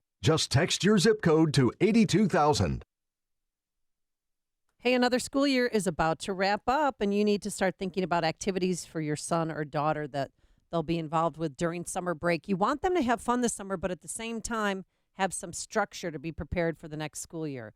And that's where St. John's Northwestern Experience comes in. It's located in the beautiful Lake County region of southeast Wisconsin with their summer OPS camp, Opportunities for Personal Success. There's 5 intensive weeks of learning and training. Young men and women, grades 7 through 12, get an opportunity to advance academically in the structured and supportive environment of a military boarding school, and at the same time be involved in an exciting summer adventure camp that inspires personal growth, academics, leadership skills, athletics, and wellness, and most importantly, character development. That's what I noticed most with Peyton and Eli, who went away to summer camp last year. There's 5 weeks to choose from, or you can do the entire 5-week camp. Just go to sjnma.org. That's sjnma.org. Or go to YouTube, type in Amy Jacobson and St. John's Northwestern Military Academy. You could see for yourself the exciting things your son or daughter can do this summer. sjnma.org, or just call this number, schedule a tour. They'll answer any questions you have. 1-800-SJ-CADET. That's 1-800-SJ-CADET. Want to keep your AC from conking out? At your local 1-Hour Heating and Air Conditioning, we recommend an AC tune-up, ASAP. It can help pinpoint potential problems and even extend the life of your air conditioning system. How's that for a comforting thought? Right now, get cool savings on an AC tune-up. Call 855-1-HOUR. Your comfort is just a call away. Call 1-HOUR. Terms and conditions may apply. Call for details. Independently owned and operated. Licensed in the respective state or county. All right, Dan came up with the idea, but Hunter Biden's crack pipe has already been taken on Twitter. Yeah, this guy was way ahead of the learning curve. This is like 7 years old. Really? Yeah. Oh, my God. So once you do crack, you don't go back. Hey, my friend Mike Lindell, the My Pillow guy, has authorized us to make the best offer ever on radio or TV. Listen up. For a limited time only, you can get a 2-pack of premium My Pillows for only $69.98. That's only $34.99 per pillow. Dan did the math. Again, that's the lowest price ever offered in the history of MyPillow. So if you've procrastinated, now's the time to buy, and the best offer ever. And by the way, you can still get 30% off pet beds, which is great because you can throw them in the washer and dryer when they get dirty. There's mattress toppers that I love, but my favorite is those Giza cotton sheets. Don't go spending thousands of dollars on Egyptian cotton when you can get Egyptian cotton in the Giza cotton sheets. So act now to get this brand new, absolutely lowest price ever offered of 2 premium MyPillows for only $69.98. Go to MyPillow.com, use promo code Amy, or call 800-489-0201. That's 800-489-0201. Tell them Amy sent you. Message and data rates may apply. Please don't text while driving. If you've been in business more than 20 minutes, you've probably printed your logo on all kinds of promotional products. We all know promotional products work because they're everywhere from sales meetings and corporate events to trade shows. Ever wondered why or how to best use promotional products to grow your business? Let us show you today for free. We're 4imprint, promotional product experts at your service. We're giving away an ebook called Promotional Products Work, absolutely free, to everyone who texts radio to 88988. At 4imprint, we make your logo look perfect on thousands of promotional items. With our 100% guarantee, it'll be right the first time, on time, every time. Your free ebook will reveal valuable insights that can attract new customers, build your brand, help your cause, or simply grow your business. Get the ebook Promotional Products Work absolutely free by texting radio to 88988. That's RADIO to 88988. AM 560, The Answer. Coming up on Chicago's Morning Answer. We're going to talk to someone that Trey Gowdy on Friday night said is the kind of guy that could be a presidential nominee in 2024. He's Arkansas U.S. Senator Tom Cotton. He's got a new book out, Sacred Duty, A Soldier's Tour at Arlington National Cemetery. We'll talk to him about that, as well as some of Trump's pronouncements on Mueller, immigration, and taxation at 6:36. And 2 men you should meet. One paid off everyone's student loans, and the other made a tackle of a lifetime. But first, let's get into the newsroom. Here's Mike Scott. Cloudy skies, 51 degrees. 5 people, including 4 Americans, are dead this morning after a small plane crashes into the Atlantic Ocean off Honduras over the weekend. A 5th person reportedly killed was a pilot from Canada. 1 police officer is dead. 2 others critically hurt after a shooting late last night at an Alabama trailer park. The shooting happened near Auburn after police responded to a domestic disturbance. Ukrainian television star Volodymyr Zelensky has sought to capitalize on his huge popularity after winning a plurality of votes in the presidency. Overnight, he dissolved that country's parliament as soon as he was sworn in. Zelensky won 73% of the vote last month in his landslide victory. He slammed parliament as a hotbed of self-enrichment and promised to stop the war in the East against Russian-backed separatists. Louisiana lawmakers are expected to vote later today on an amendment that would make abortion unconstitutional, effectively banning abortion in Louisiana if the U.S. Supreme Court were to overturn Roe v. Wade. President Trump says he's not gunning for war with Iran. And they had 14 or 15 sites where there was nothing but war, problems. Every single one of those sites was instigated by Iran. The president said Iran must not be allowed to get a nuclear weapon, but does not want war with Iran. Instead, he wants to solve the problem economically. Lori Lightfoot ready to be the 56th mayor of Chicago. Former federal prosecutor is anxious to start after her inauguration ceremony, she says, set to begin at 10:30 today. Chicago health officials say they've confirmed a measles case and are working to contact those who may have been exposed to the infection. They confirmed that case Friday. Exposures may have occurred Thursday and Friday at O'Hare and in parts of downtown Chicago. Congratulations to the Big Ten softball regular season runner-up and national number 16 seed, your Northwestern Wildcats. They earned their 8th NCAA softball tournament regional title and their first super regional berth since 2008. Fighting Illini lost in a regional final, while it was DePaul losing to James Madison in the regional in Ann Arbor. Cubs beat the Nationals 6-5. Blue Jays over the White Sox 5-2. And Brooks Koepka is your PGA champion. The news service of Credit Karma. Get your truly free credit scores and free credit monitoring from Credit Karma today. Download the Credit Karma app now. Credit Karma. Here's to progress. 6:34 is our time. We'll have a check of traffic and weather on the way next on AM 560. Mike Gallagher doesn't understand the Democrat leadership. Listen, this is a tactic that the left is using and the Democrats are now employing. Double down.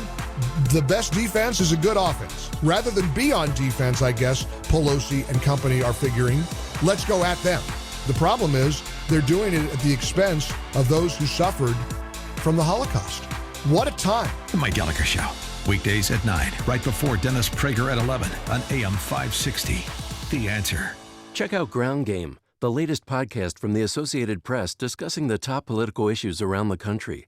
Available on Apple Podcasts. This is Dr. Howard, founder and formulator of Balance of Nature. We're changing America, one life at a time. I wish they would have me do a commercial. I'm from the New York area, and we don't trust anybody. And I need to tell you, I certainly didn't trust you guys at first. After all, you're like out of Utah. I was like, what is in Utah? Really? Then I heard some little old man saying, I took fruits and veggies and da-da-da-da. And I was so, when you're in pain, you will try anything. And I said, let me try it. But I need to tell you that I'm jogging now. I didn't think I'd ever be able to do that again. Through Memorial Day weekend, you can receive a $20 discount and free shipping on any first preferred order of Balance of Nature. Again, this special radio offer will only be available through May 27th.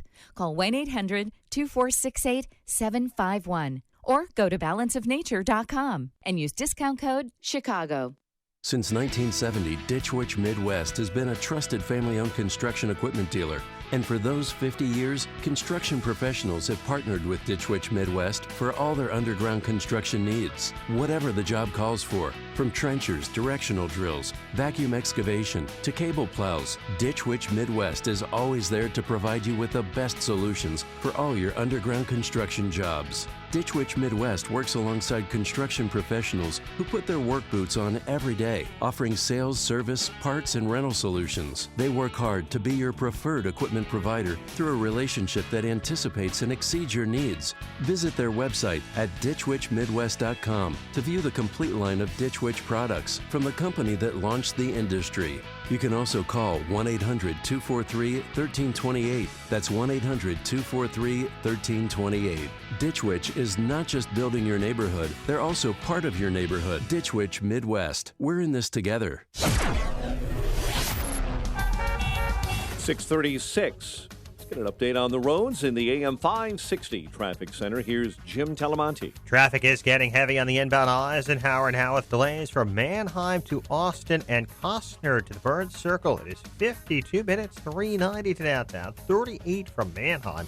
Outbound 32 minutes to 390. Edens runs 21 minutes Lake Cook to the junction, and the eastbound Spur has delays. Kennedy, 26 minutes O'Hare to downtown. Outbound 42. Westbound 190 has stop-and-go traffic to Kennedy, Manheim. Inbound Stevenson now looking at about 46 minutes, 355 to Lakeshore Drive. Ryan, 24 minutes, 95 to downtown. I-57, 25 minutes, I-80 to the merge. Bishop 419. North Tri-State is bottled up. Reagan Tollway to North Avenue. That's traffic. I'm Jim Talamonte on AM 560 The Answer. Chicago's Morning Answer continues next. Your official Chicagoland weather forecast from our 1-hour heating and air conditioning weather center. Clouds give way to some sun, breezy, much cooler this afternoon, high 56. Currently 51. Next news at 7. Chicago's Morning Answer with Dan and Amy continues next on AM 560 The Answer. Watch today's show live right now on the Income Store live video stream at 560theanswer.com. Listen to podcasts of Joe Walsh and Chicago's Morning Answer with Dan Proft and Amy Jacobson on the AM 560 mobile app. Download it today at 560theanswer.com/mobile. Top of the morning, Dan and Amy, and you have the first Republican member of the House to call for President Trump's impeachment. He's Justin Amash from Michigan. He's sort of a special category of libertarian-ish Republican congressman. My principal conclusions, Attorney General Barr deliberately misrepresented the Mueller's report. President Trump engaged in impeachable conduct. Partisanship has eroded our systems of checks and balances. Few members of Congress have read the report. Well, it's an interesting position, I guess, but it sort of presupposes that Mueller didn't read the report, doesn't it? Is it Justin Amash's argument that Mueller succumbed to partisan pressure? Because the conclusion that he draws is not the one that Mueller did.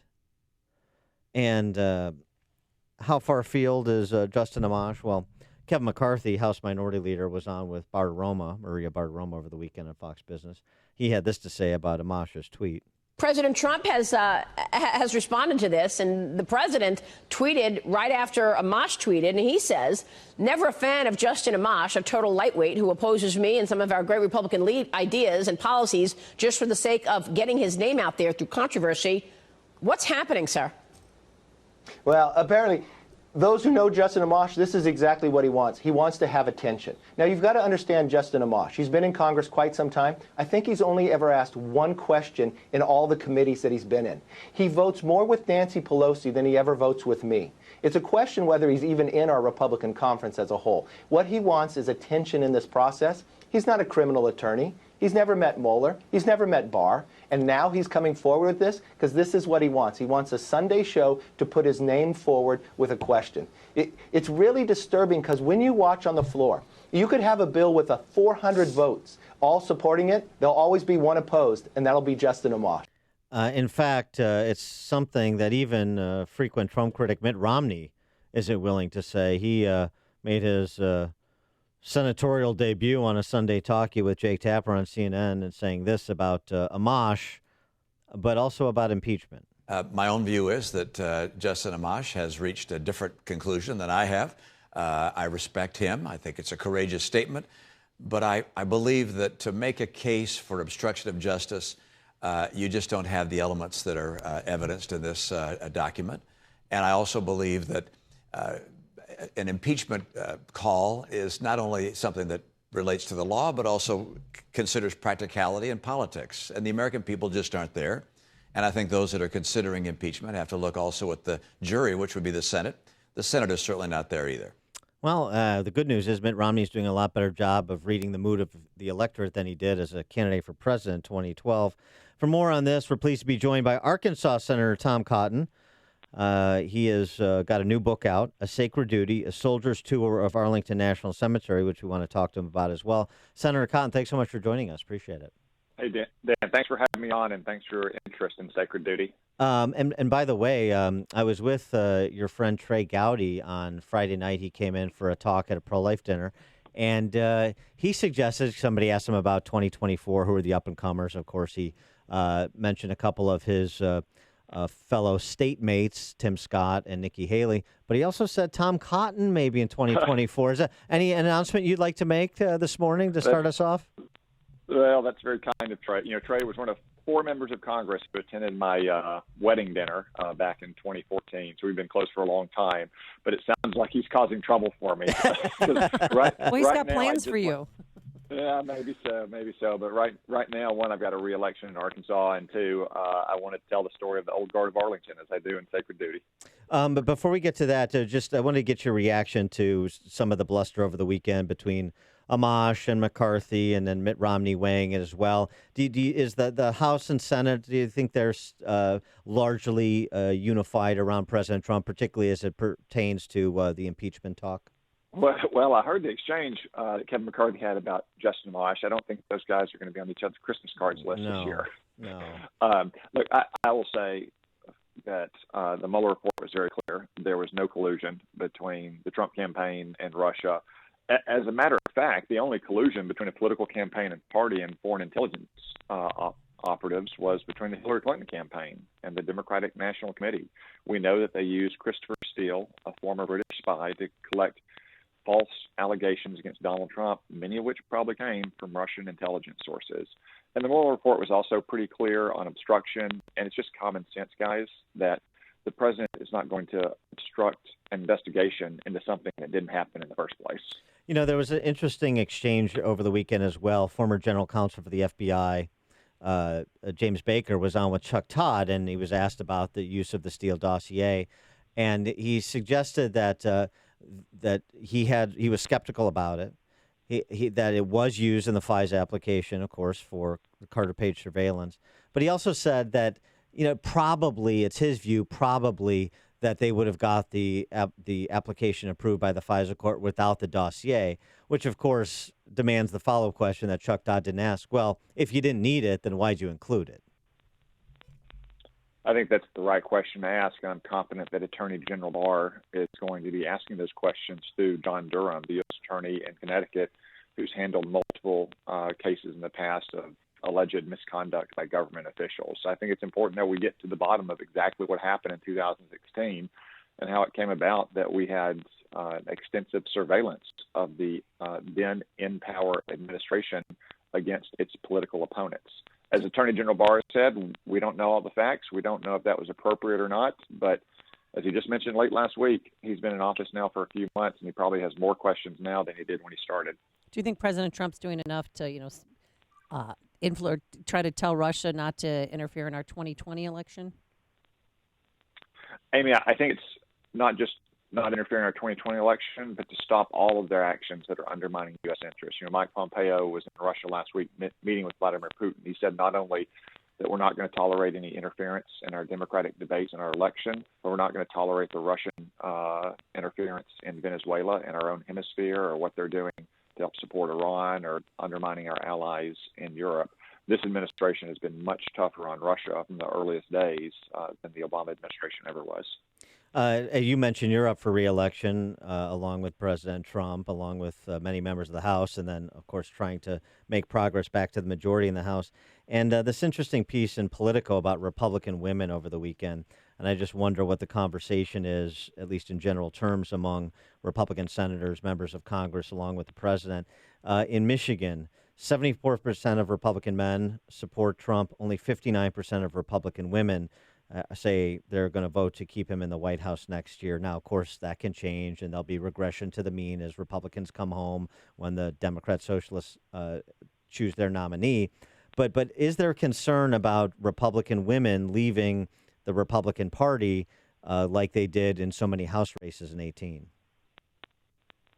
We do have those concerns, Dan. As you say, you can see the numbers in 2018, but that's why they have campaigns. Ultimately, as you mentioned, the Democrats will nominate someone, maybe a socialist. They have multiple socialists running for president. And then it'll be a choice between the president and whomever the Democrats nominate. And that'll be a campaign on the issues.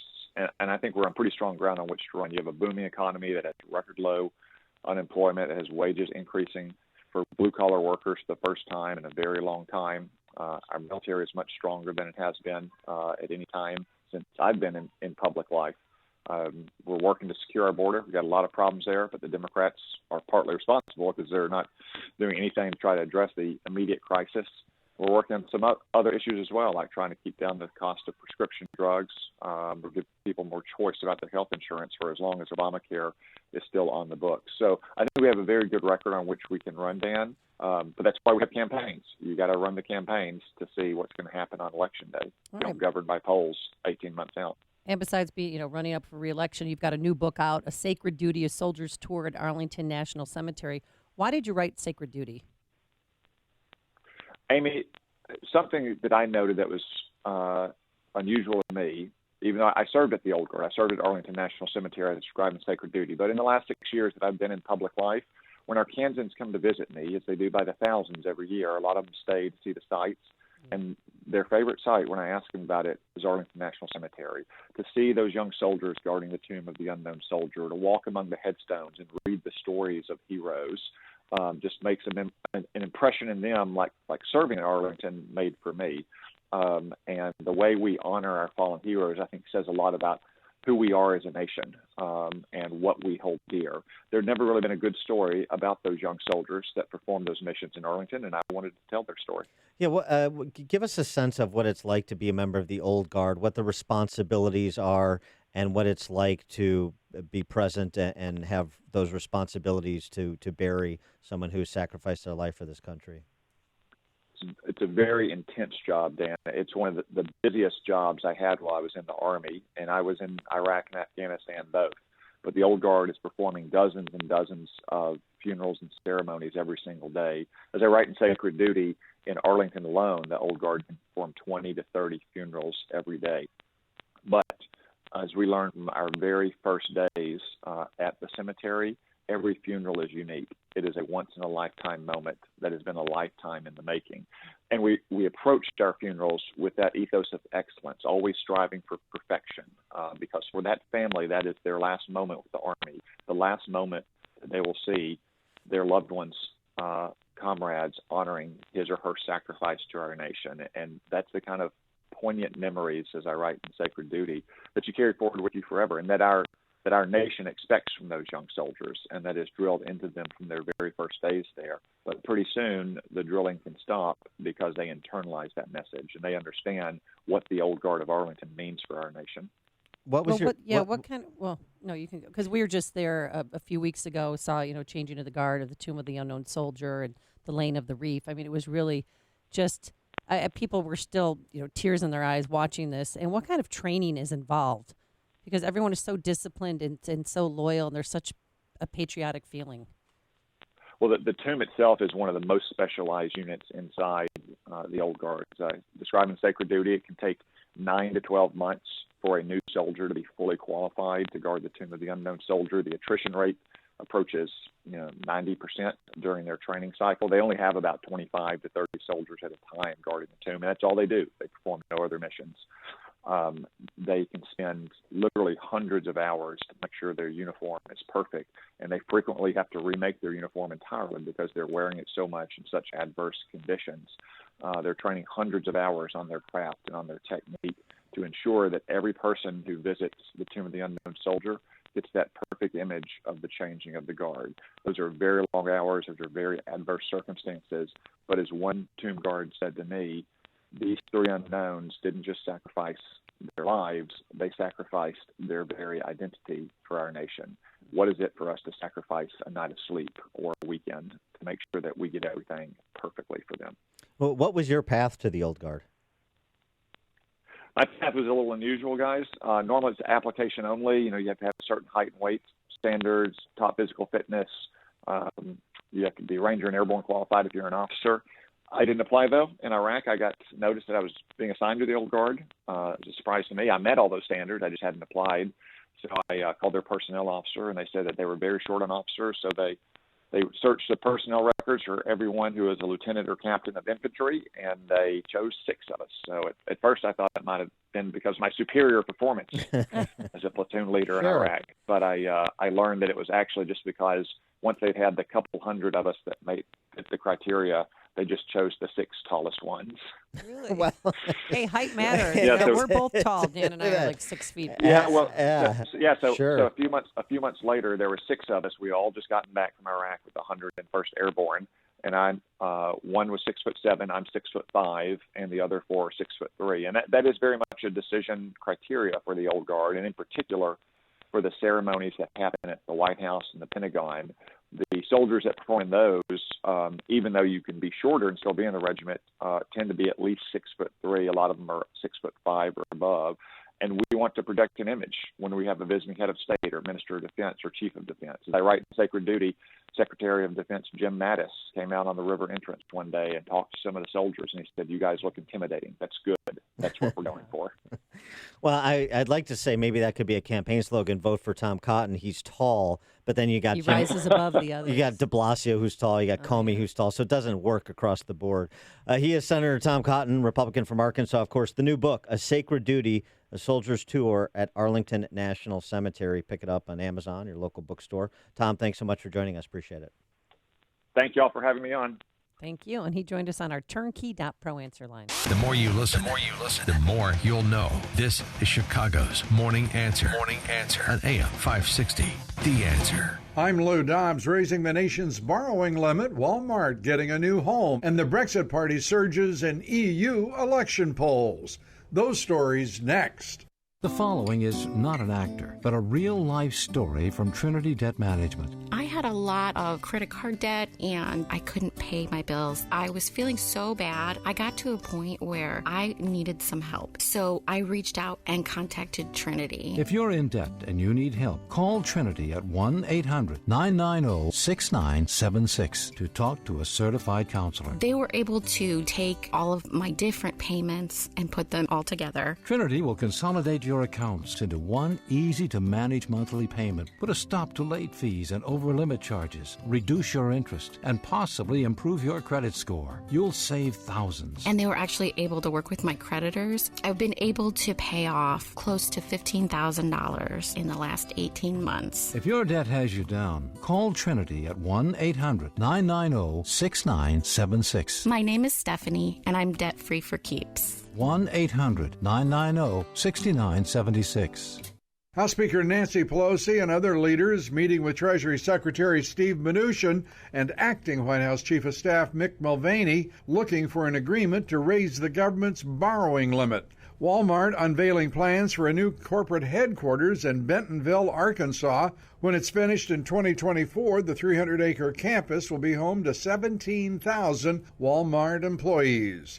The latest polls predict Nigel Farage's Brexit Party will win big in the UK in this week's European Parliament elections. Meanwhile, establishment parties expected to lose their majorities across the European Union. Please join me for Lou Dobbs tonight, 7 o'clock and 10 Eastern on the Fox Business Network. This is the Lou Dobbs Financial Report. We know one of the most frustrating aspects of running a business today is dealing with technology. It's great when it works, but what about when it's not working? IT, networks, computers. Yuck, you just want to run your business. And that's where Turnkey IT comes in. For only $795 a month, you can eliminate the hassle of IT and computer issues with Turnkey IT. It will be like having your own in-house IT department, but better. Turnkey makes it happen. They make it secure. They make it smart. You'll be set up for success and not have to deal with all the technical issues that really can overwhelm a business. Turnkey becomes your IT department, and they'll help you with all the daily issues, plus set you up with preventative steps to keep your company safe. Leave the technical stuff to the pros so you can focus on the important things. Have Turnkey do a complimentary network audit of your systems, even if you have a current IT company, so that you know where you stand with technology. Visit turnkey.pro today. That's turnkey.pro.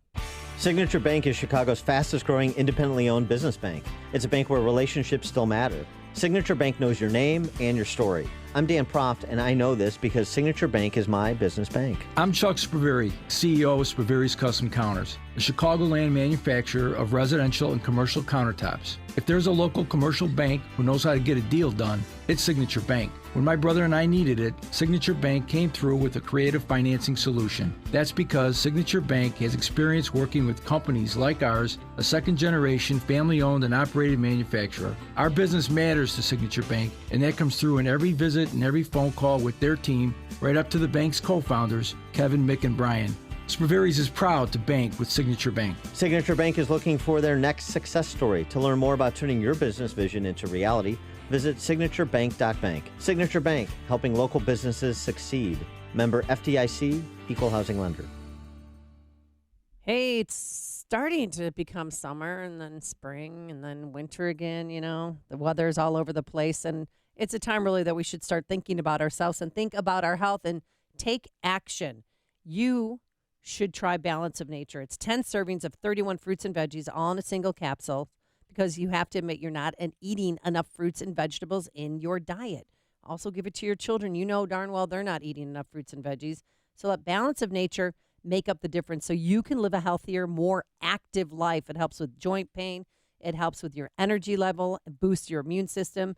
Now, I know you've heard the testimonials from real people, including me, who are taking Balance of Nature and seeing a real difference. So start your summer off right with Balance of Nature.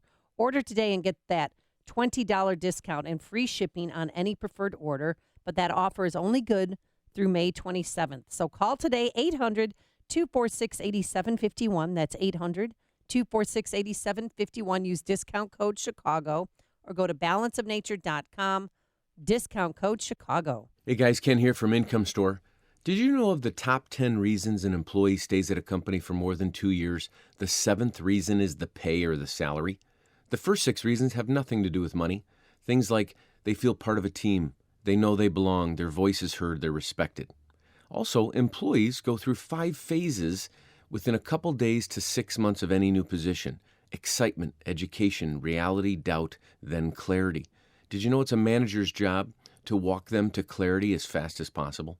If you need to know these fundamental principles, fundamental? Did I just say that? I'm going to leave that in. If you need to know these fundamental principles, I can't say this. This is awesome. This is like a blooper roll. Hey, you know what? If you need tips and techniques like this to grow your business today, you got to check out door number 1 of Income Store. If you just need somebody to literally hold your hand and get you to the finish line, check out door number 2 of IncomeStore.com. That's IncomeStore.com.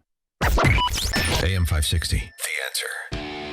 Coming up on Chicago's Morning Answer. We're going to talk immigration and taxation, as in tariffs, with Jim Urio, CNBC contributor at 7:07. But first, let's head straight into that newsroom. Here is Mike Scott.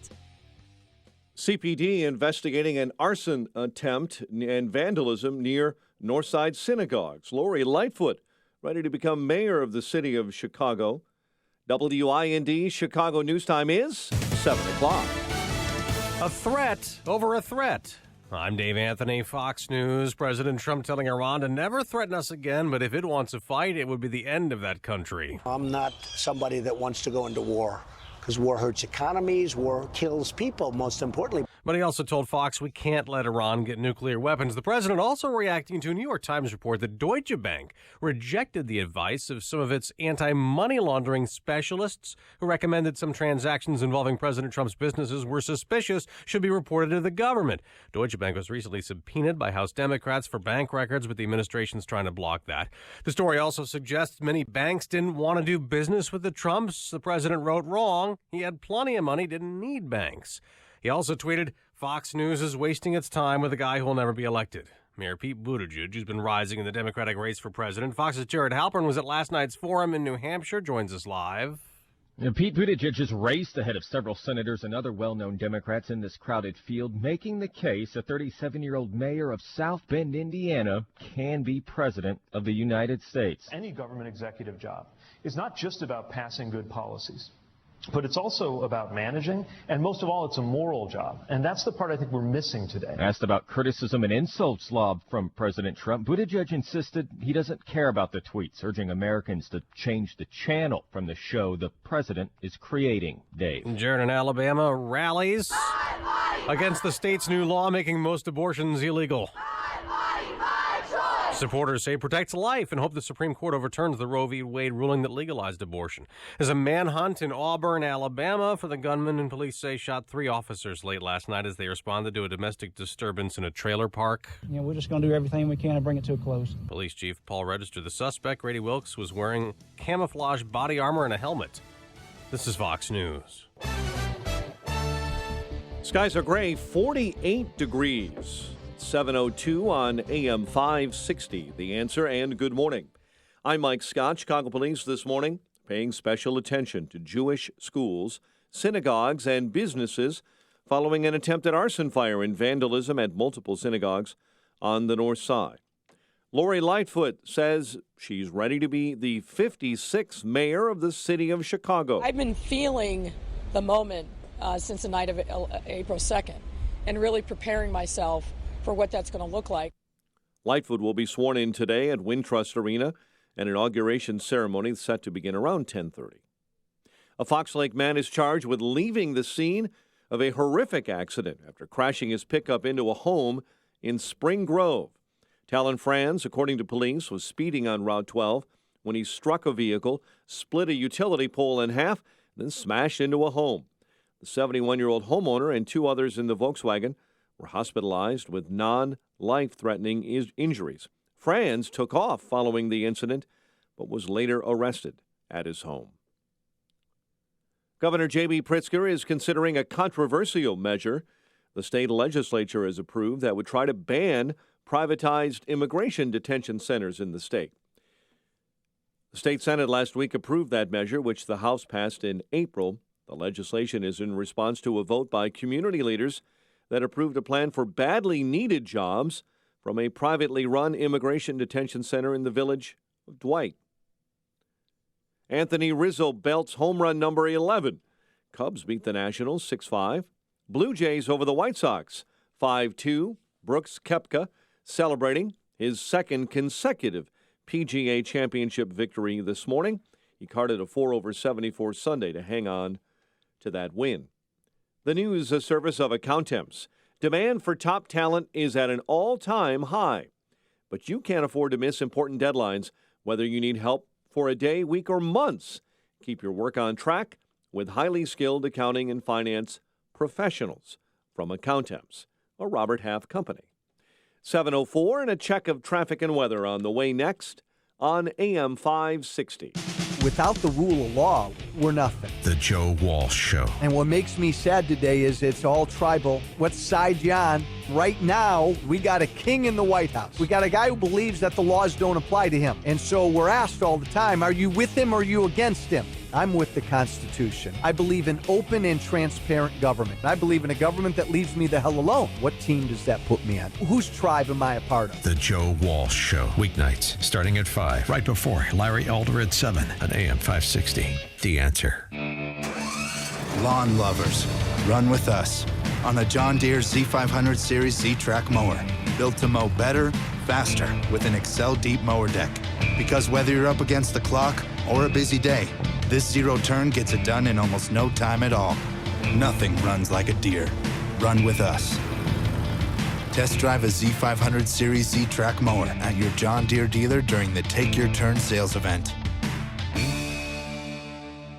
We've all read some surprising online reviews, whether scoping out a spot for vacation or trying to find the best happy hour. So why should finding software for your business be any different? With over 850,000 software reviews, make an informed decision with Capterra. Capterra is the leading free online resource to help you find the best business software. From applicant tracking to workflow software, read reviews in over 700 categories from users just like you. Join the 4 million people that use Capterra each month. Find the right software today with Capterra. That's CAPTERRA.com/radio. Message and data rates may apply. Do you want to learn how to get started making money flipping houses right here in Chicago? If so, we have an amazing opportunity for you. We're looking for a small group of motivated individuals to join our real estate investing team. You'll be introduced to our 3-step system for flipping homes right here in the local area. This is Than Merrill, star of A&E's hit TV show Flip This House. My team and I are looking for a handful of people in the Chicago area who want to learn how to get started making money flipping houses in your spare time using other people's money. Chicago is a perfect market for my system, and this week I'm holding a free 2-hour educational workshop where we'll share how to get started making money flipping houses and how to build long-term wealth with income properties. To get 2 free tickets to Than's workshop, text your 5-digit zip code to 82,000. Seating is extremely limited, so text your 5-digit zip code to 82,000 right now, because this free ticket offer expires this Friday.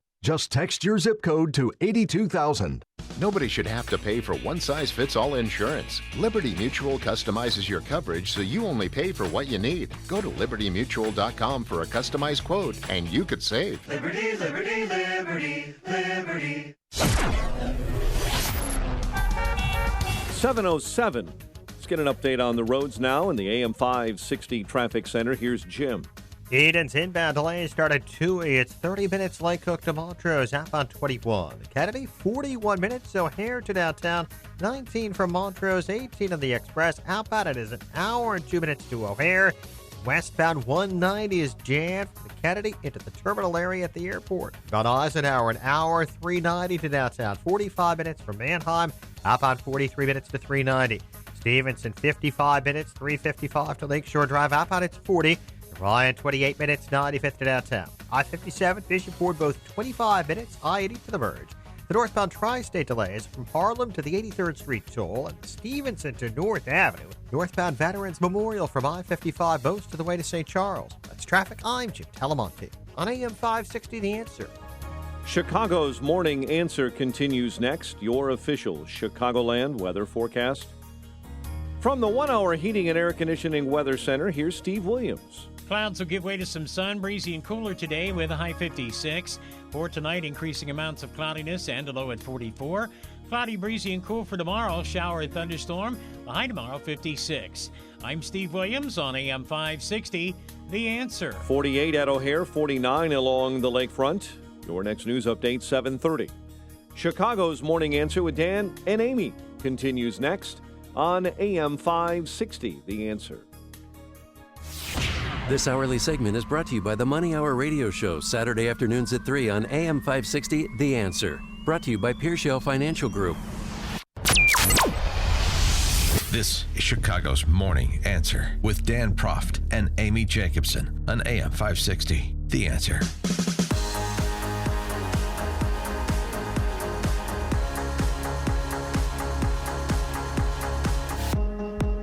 Top of the morning, Dan and Amy. President Trump sat down with Steve Hilton from Fox News over the weekend to talk about a range of subjects, including immigration and taxation. And by taxation, I mean tariffs, which is what tariffs are. Trump on his immigration plan, making the case that it's not globalist at all to be looking for more skilled workers to come to this country to fill jobs that need to be filled. Steve, this is not a globalist plan. I wanted this to be very, very strong. You know, we did judicial reform. You saw what we did there, and a lot of people liked it, both conservative and liberal. That was probably the closest you could say to bipartisan. And because a lot of it was unfair. And by the way, it's very tough. We have Chuck Grassley in support of it. Mike Lee is in support of it. You know, some of the strongest conservatives. And at the same time, we have some people with pretty liberal leanings.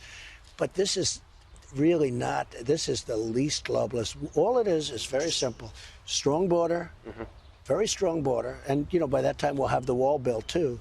But strong border, and you have to come in if you're going to come in through merit, so that all these companies that are moving into the United States can use the people where they can help, as we say, make America great again, right? So that's what it's all about. Trump talking about 400 to 500 miles of wall that will be completed by next year, which is about a quarter of the U.S. southern border. It's about 2,000 miles.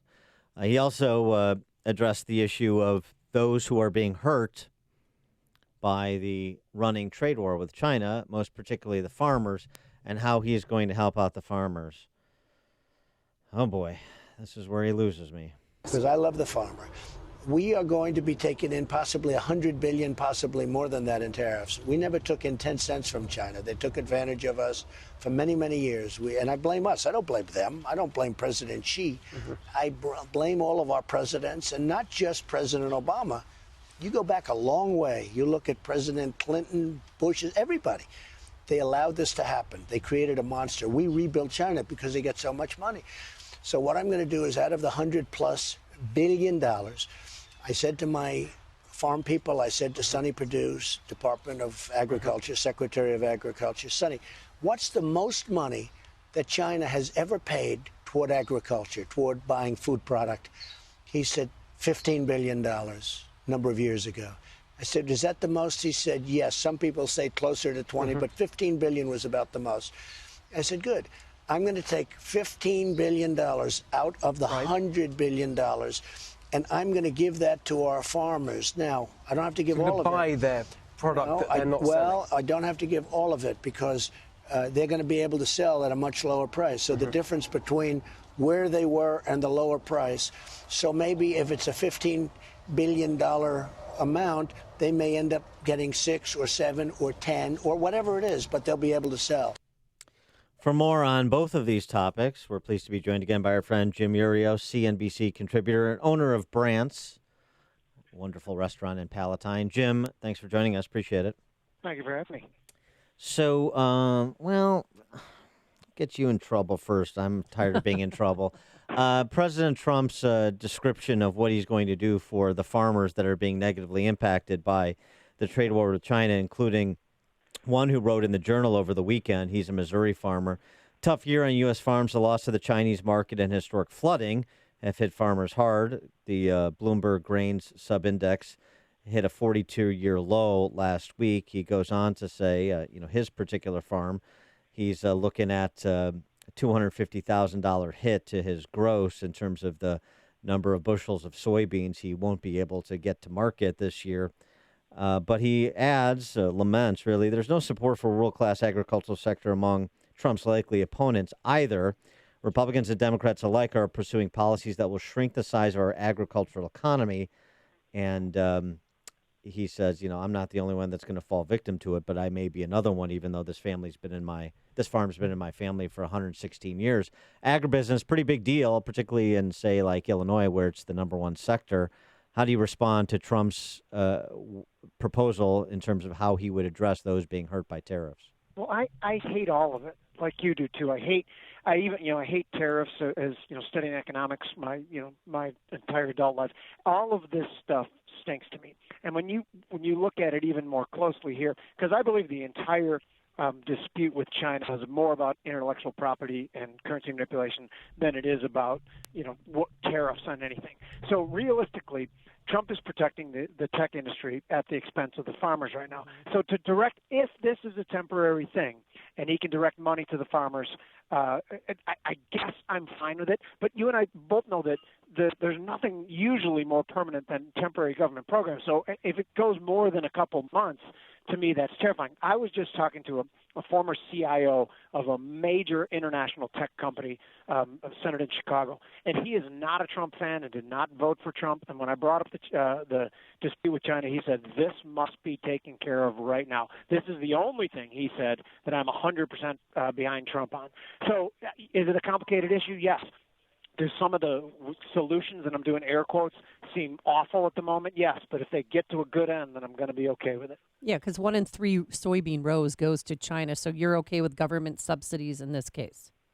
Well, yeah, I hate when you say it that way, but yes, I'm okay with it if it's a temporary tool. But as soon as it becomes anything more than that, I'm not okay with it at all. I don't like the farmers bearing the burden of a war that's being fought for the tech companies. Speaking of the tech companies and the war being fought for them, on the immigration piece of it, talking about, merit-based at the expense of extended family-based immigration policy. Not that this is going anywhere, but just in terms of the signaling this represents, is the president headed in the right direction with focus on, frankly, bringing skilled individuals to this country? As long as the numbers support it, as long as it can be done effectively, which the government being in charge of it, to me, is scary just saying that out loud. We need a strong immigration policy. I was brought up in a household headed by an immigrant on a street with 5 or 6 immigrant families of 10 houses. So, I'm a big fan of good and positive immigration. Can we just afford to have open borders? Obviously not. That was not doing anything.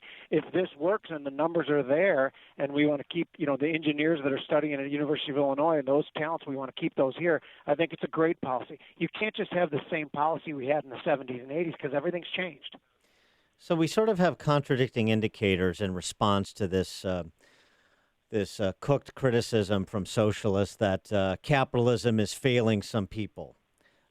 Capitalism, I don't know how capitalism fails or lifts people up in terms of like capitalism as this proactive actor. Capitalism is free exchange of goods and services. But okay, The Economist reporting working American life improving for the lowest paid, and they give a bunch of stories comparing the job market now, the average wages across particular industries that have moved up for your, hourly wage earner. And then the Wall Street Journal is talking about how millennials, as they approach middle age, are approaching that middle age in crisis, hobbled by the recession. Americans born between 81 and 96 have failed to match every other generation of young adults born since the Depression. They have less wealth, less property, lower marriage rates, and fewer children, according to new data comparing people across generations. So we got millennials that are approaching middle life in crisis, but we have lower income workers whose life is improving under this president. This whole discussion to me is somewhat asinine. When you break it down and look what capitalism done over the last 100 years, just tease out a middle class person in our country right now who lives like John D. Rockefeller, beyond his wildest dreams, when you break it down into things like healthcare, comforts, the types of foods available to him, the types of entertainment and information that's available that today's money buys. If you start pointing fingers at capitalism saying it's left people behind, it's just, when people do that, it makes me crazy. All that the socialism argument is based on is growing wealth inequality, which I don't think is even remotely bad. There's never been a revolution that started from excessive wealth inequality. That's one component. The second component, which is infinitely more important, is an abject level of poverty at the lowest rung that forces people in a situation where they have nothing to lose. Who cares if the wealthy have tons of wealth, if the lower class is doing infinitely better than they were 80 years ago? And 80 years ago is just a blip. Everyone's like, 80 years ago, that's so far. No, it's not. No, it's not. It's just a blip. And everything's been getting better for them. Does that make any sense? Yeah, it does. It does. I don't know if you'll be able to sell it to some. I know you won't be able to sell it to some, but Well, no, yeah, of course it does. That the system's left them behind is such an easy sale. You know what I mean? Things aren't going perfectly in your life, and it's not your fault. That's so much easier to sell. That's like selling a Lexus over a Ford. Well, the interesting thing is though what they're actually trying to sell, because they're not just trying to sell, so it's left you behind. They're also selling. I mean, as the AFL-CIO did explicitly last week. They're selling seize the means of production, like this is 1970s Italy, and we're going to take the Fiat plant. Oh, God. I mean, so it's one thing to say it's left behind, you're not where you want to be, and as you say, it's not your fault. It's another thing to say take what you want, which is the other thing they're saying. Okay, and socialism has a mechanism built into it that's 100% failure rate, and that's when they do seize the means of production. Because when we all see in a dynamic economy that being nimble to satisfy the consumer's taste the change on a whim is the beauty of the private economy. And is there creative destruction? And of course there is. There's always losers. But Uber over the cab medallion system, Uber does it better. Is there some terrible stories about cab drivers who bought medallions and now those are worthless? Of course there is. There's always creative destruction. But the second that the government takes over the means of production, that's the second that ability to change and allocate resources quickly goes away. And that's happened. That's why socialism fails 100% of the time. Sweden even tried socialism, in the 70s and 80s and went back to a more capitalistic society now. Yes, they do have a lot of money transfers, and it's somewhat of a welfare state where they tax heavily and redistribute it. But in the corporate sector, they allow companies to make money and make their own decisions. He is Jim Iuorio, CNBC contributor and financial industry expert, as well as the owner of Brandt's in Palatine, where we've got to get to and do a remote one of these days. Yeah, burgers for we would breakfast. have so much fun. And now that the summer's here, we got a great outdoor space. We'd have a good time. I promise you that. What about like burgers for breakfast with Burgers Jim for Iuorio? breakfast is the perfect breakfast, in my Thank opinion. you. Totally There should agree. be marketing. Totally agree. Jim Iuorio, thanks so much for joining us. Appreciate it. Thank you, guys. I appreciate it. Take care. And he joined us on our turnkey.pro answer line. There's only one radio show in Chicago talking about today's biggest stories and telling you what they really mean. That show is this one, Chicago's Morning Answer on AM 560, The Answer. You know the old saying, the grass is always greener on the other side of the fence. Well, on the other side of the fence is grass from Central Sod Farms. As everything starts to come alive outside, you may be looking at your lawn and scratching your head. You've tried year after year and it's still not a pretty sight. Central Sod can help. When it comes to lawns, one of the best values for your money is sod. It just doesn't make sense to spend all the time and effort working on your lawn, overseeding bare spots, raking, and weed issues. Be done with it and call the professionals at Central Sod. They've been growing beautiful lawns for over 40 years, and you'll get great sod, fast service, and expert how-to advice. Fresh cut sod, always available at one of their 7 sales yards throughout Chicagoland. Or order sod online at centralsod.com for next-day delivery. That's centralsod.com. You can also call 800-310-0402. Central Sod Farms. Real grass, real fast. Hey, with spring in full swing, it's time to think about your sump pump. We had heavy rains on Saturday, a lot of basements flooded, and you have to make sure that your sump pump's not only working, but your backup sump pump and the battery pack. Yes, important stuff.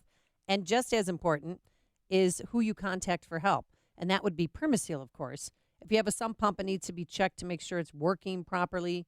A battery backup is your safeguard in the event of a pump failure or power outage.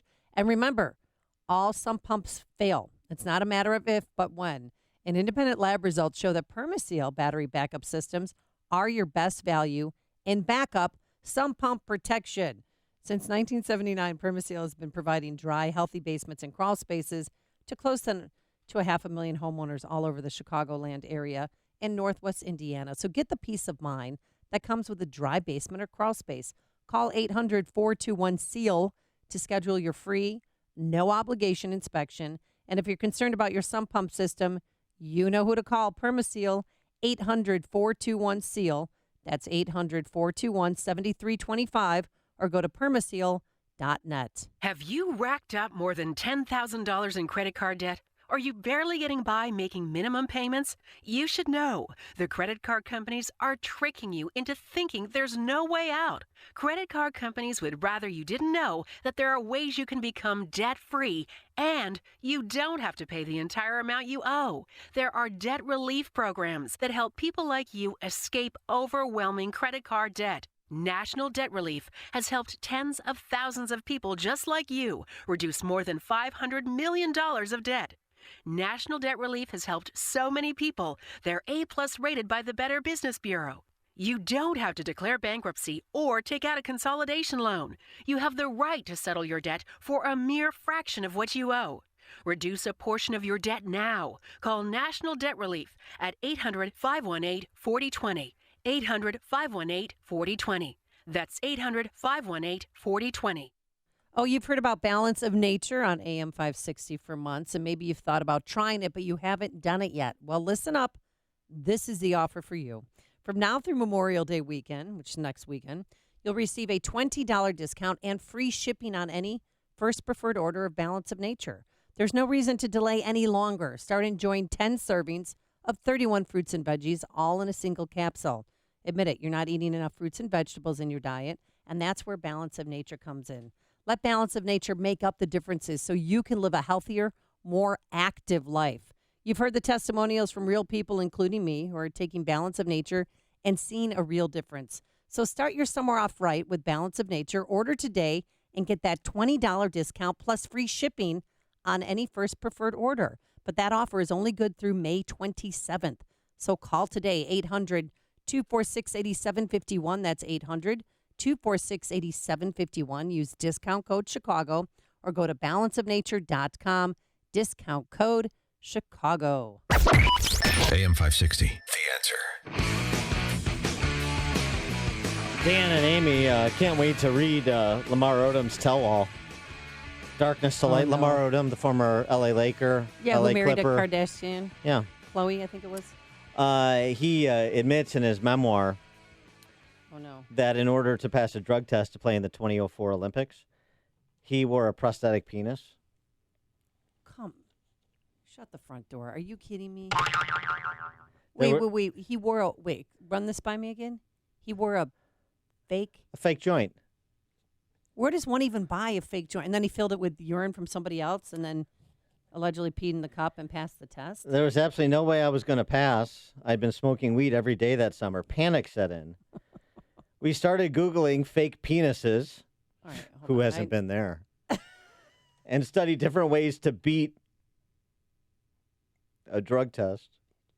Wow. After an exhaustive search, we ordered a giant rubber black to arrive the next day. And what, cut a hole in it to put... Next day shipping. That's nice. Everybody enjoys free shipping, Dan. Anywho, what happened? Odom had his drug-free trainer urinate into the prosthetic penis, which he then strapped on for the drug test. Let me give you the play-by-play. This is like a 3-on-2 break, listening to this. Okay.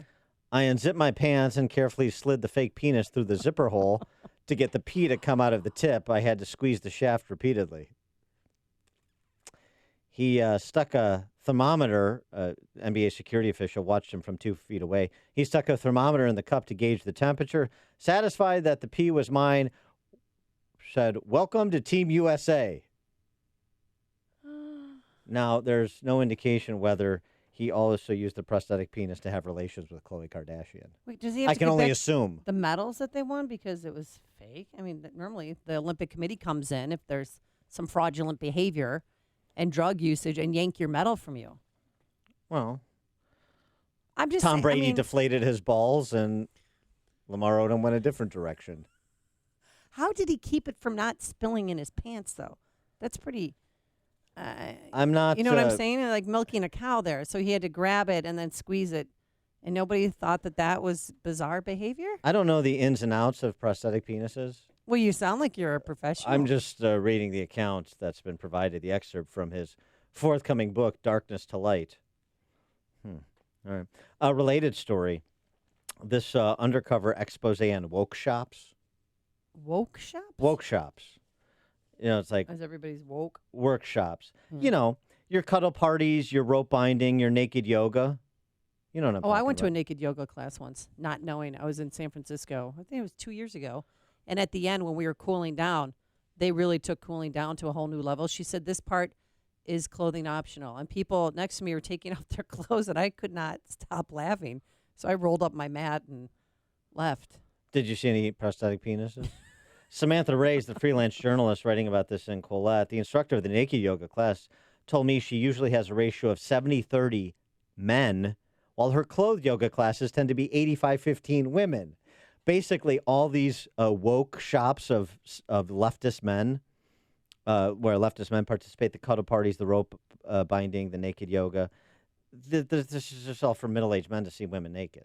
Well, Creepy left-wing middle-aged men. These men, often older, usually single, left-leaning middle-class guys who sometimes sport a man bun and a big bushy stop. beard, lubricated with artisan beard oil. Nothing is more attractive than the man bun. Along with loose cotton trousers, are the kind of Stop. guys. I mean, really. They're the kind of guys who performatively check their privilege and who take it upon themselves to supervise the privilege checking of others. They think of themselves as progressive or woke and most certainly nice. But these men aren't that different from a guy who goes to the strip club and pays $20 to a woman to grind their butts in their faces. It may seem like a stretch, but having carried out an undercover investigation into the lap dancing industry, I think the biggest difference is that paying for a lap dance is a more honest transaction. A woman who started training to become a cuddle party facilitator. Okay. That's the same job Quinn McCarthy has when he's not here. Cuddle party. Told me that her course instructor acknowledged privately that the guys who come to her classes are really creepy. The organizers of the woke shops I've attended have all been female, so they pimp themselves out along with the women they've persuaded to attend in order to bump the ratio of women to men. Yeah. Is this gross segment almost over? No.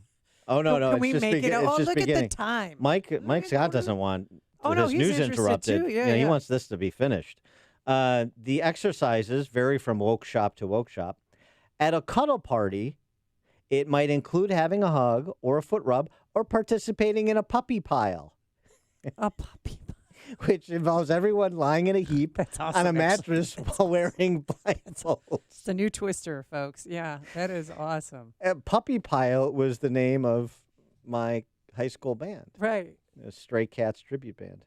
I asked one of the regulars at this event, Puppy Pile, if he'd still come along if he got a girlfriend. He said, no, why would I? Exactly.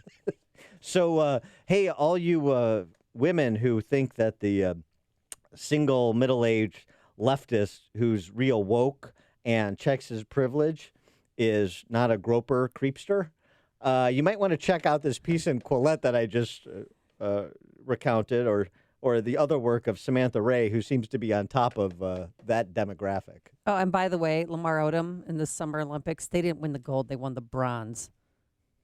So if I'll tell you if what, he has to get it yanked, I mean, if he gets his medal yanked, it's a bronze, at least not a gold or a silver. Sure, yeah. We hate for things to get yanked. I'll tell you, that prosthetic penis probably cost him 3 points and 2 assists a game. Coming up on Chicago's Morning Answer. In our latest Campus Beat segment, adversity SAT scores and the new Trier superintendent who loves them at 7:37. And also Oak Park River Forest, they yank their yearbook. Speaking of yanking, we'll tell you why. But first, let's get into the newsroom. Here's Mike Scott. Skies are gray, 48 degrees. Authorities in Brazil this morning say 11 are dead after a masked gunman opened fire at a bar in the northern part of that country. The massacre happened Sunday in the city of Belém. President Trump tweeting what might be a threat to wipe out Iran. On Twitter Sunday, the president wrote, if Iran wants to fight, that will be the official end of Iran. I ended the Iran nuclear deal. And actually, I must tell you, I had no idea it was going to be as strong as it was. The country is devastated. Tensions between the U.S. and Iran have been on the rise in recent weeks. Anti-money laundering specialists at Deutsche Bank reportedly flagged several questionable transactions that have been linked to President Trump and his son-in-law Jared Kushner in 2016 and 2017. An amendment that would make abortion unconstitutional in Louisiana goes to the state Senate for a vote today. The Louisiana Senate will vote on a bill to establish there is no right to an abortion or to public funds allowed for that procedure. Tragedy strikes law enforcement in Alabama. One police officer is dead, 2 others severely hurt after a shooting at a trailer park late Sunday night. Chicago police are paying special attention to Jewish schools, synagogues, and businesses in the city following an attempted arson fire and vandalism at multiple synagogues on the north side. Lori Lightfoot will be sworn in as the 56th mayor of Chicago today. An inauguration ceremony set to begin around 10:30 a.m. at Wintrust Arena. Cubs over the Nationals 6-5. Blue Jays over the White Sox 5-2. The news is a service of Liberty Mutual Insurance, where you only pay for what you need. Nobody should have to pay for one-size-fits-all insurance. Liberty Mutual customizes your coverage so you only pay for what you need. Go to libertymutual.com for a customized quote, and you could save. 7:34 and a check of traffic and weather on the way next on AM 560. Do you own or run a thriving business in the Chicagoland area? Have you overcome obstacles to make your business what it is today? If that's your business, then AM 560 wants to tell your story on the AM 560 Business Tour, presented by Signature Bank. Chicago's Morning Answer with Dan Proft and Amy Jacobson will be broadcasting live from businesses all around Chicagoland, telling success stories of thriving, successful businesses. Hey, if that's you, tell us about it. Visit 560theanswer.com/business and submit your information. That's 560theanswer.com/business. Want to keep your AC from conking out? At your local 1 Hour Heating and Air Conditioning, we recommend an AC tune-up, ASAP. It can help pinpoint potential problems and even extend the life of your air conditioning system. How's that for a comforting thought? Right now, get cool savings on an AC tune-up. Call 855-1-HOUR. Your comfort is just a call away. Call 1 Hour. Terms and conditions may apply. Call for details. Independently owned and operated. Licensed in the respective state or county. So, along with everything else you have to do day to day running your business, you're trying to manage your digital marketing and social media. It's a lot of heavy lifting. How can you compete? You need some help from Salem Surround. Get started with a free evaluation of your digital presence and some great ideas to increase your online visibility and revenue. Total market penetration for increased ROI. Learn more at surroundchicago.com. Surroundchicago.com. Connecting you with new customers. For more than 50 years, Mueller CPA, a certified public accounting and business advisory firm, has been serving clients in Chicagoland. Dave Nissen, Mueller's managing partner, is here to explain Mueller CPA's history, journey, and opportunity. Thanks, Dan. Our firm was started by Al Mueller as a one-person CPA firm in 1968. Through growth and partnerships, Mueller CPA has blossomed from a regional firm to an organization that provides services worldwide. Mueller is a reflection of our years of listening and caring for our clients, and we would not be here today if it wasn't for our professionals and support personnel. We value the human side of our business and recognize it as being the most important element of our success. We are growing, we are hiring, and we welcome your interest in our firm. If you are looking for your first opportunity or your forever career, join an award-winning team that cares about you. Visit the career page at MuellerCPA.com or call Dave directly at 630-524-5274. 7:37. Let's get an update on the roads in the AM 560 Traffic Center. Here's Jim Telemonte. Kennedy Expressway traffic is heavy this morning with inbound delays starting at Canfield. It is an hour and 8 minutes, O'Hare to downtown. 41 minutes from Montrose, 32 in the Express. Outbound an hour to the airport. It's 28 minutes Lake Cook Junction, outbound 24. Eisenhower, an hour and 7 minutes, 390 to downtown. 46 minutes from Manheim, outbound 40 to 390. Stevenson, an hour and 4 minutes, 3:55 to the drive, outbound 46 minutes. Ryan, 31 minutes, 95th to downtown. Tri-State southbound delays. Oak Plain to 176, 22 to Deerfield Road. Northbound Harlem to 47th and 31st to North Avenue. Delays on the eastbound Reagan Tollway, 83 to Roosevelt. It's traffic. I'm Jim Telemonte on AM 560 The Answer. Chicago's Morning Answer continues next. Your official Chicagoland weather forecast from the 1 Hour Heating and Air Conditioning Weather Center. Clouds this morning should give way to afternoon sun, high 56, currently 48. Next news is at 8, and Chicago's Morning Answer with Dan and Amy continues next on AM 560, The Answer. This hourly segment is brought to you by Secure Retirement Radio with host Raj Shah. Sunday mornings at 7 on AM 560, The Answer.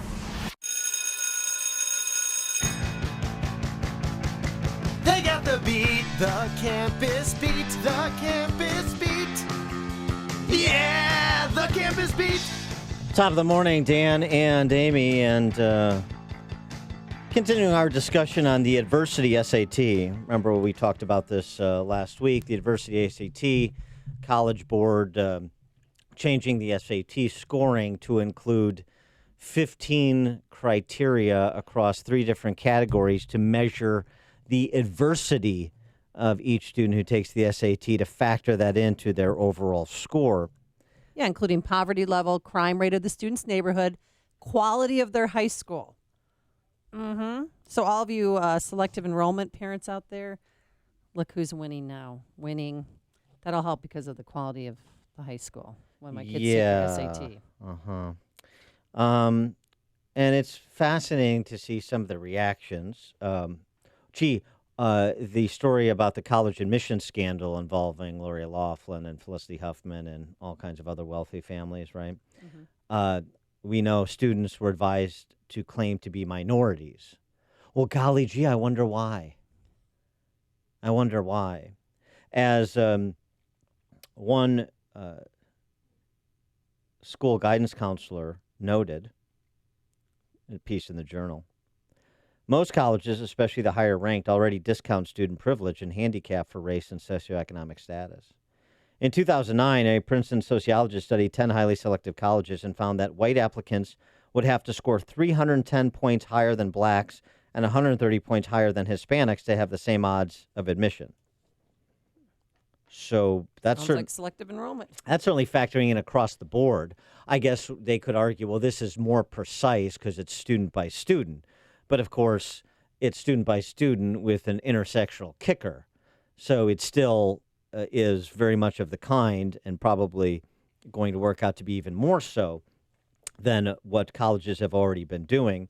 Good piece in the City Journal from our friend Heather McDonald, arguing that the SAT adversity score will be a backdoor to racial quotas in college admissions. I would say it would be a backdoor to heightened racial quotas in college admissions. Right. And remember, this is also a way, it's not just white, black, it's also a way for colleges. And by the way, some 50 colleges are already doing this. Yeah, including Yale. It's also a way for them to discriminate against Asian American students. That lawsuit pending against Harvard for discriminating against Asians by artificially lowering their character scores so that they could deny them admission because their academic scores obviously clear the threshold, even handicapped by the bell curve used by these admissions offices to account for general disparities between different races when it comes to SAT scores, average SAT scores, just data. It's not a commentary on intelligence or ability. It's just the data. That school counselor who stated a fact got a reprimand. Oh, he is a school counselor at New Trier High School. Reprimanded by the superintendent of New Trier High School, Paul Sally.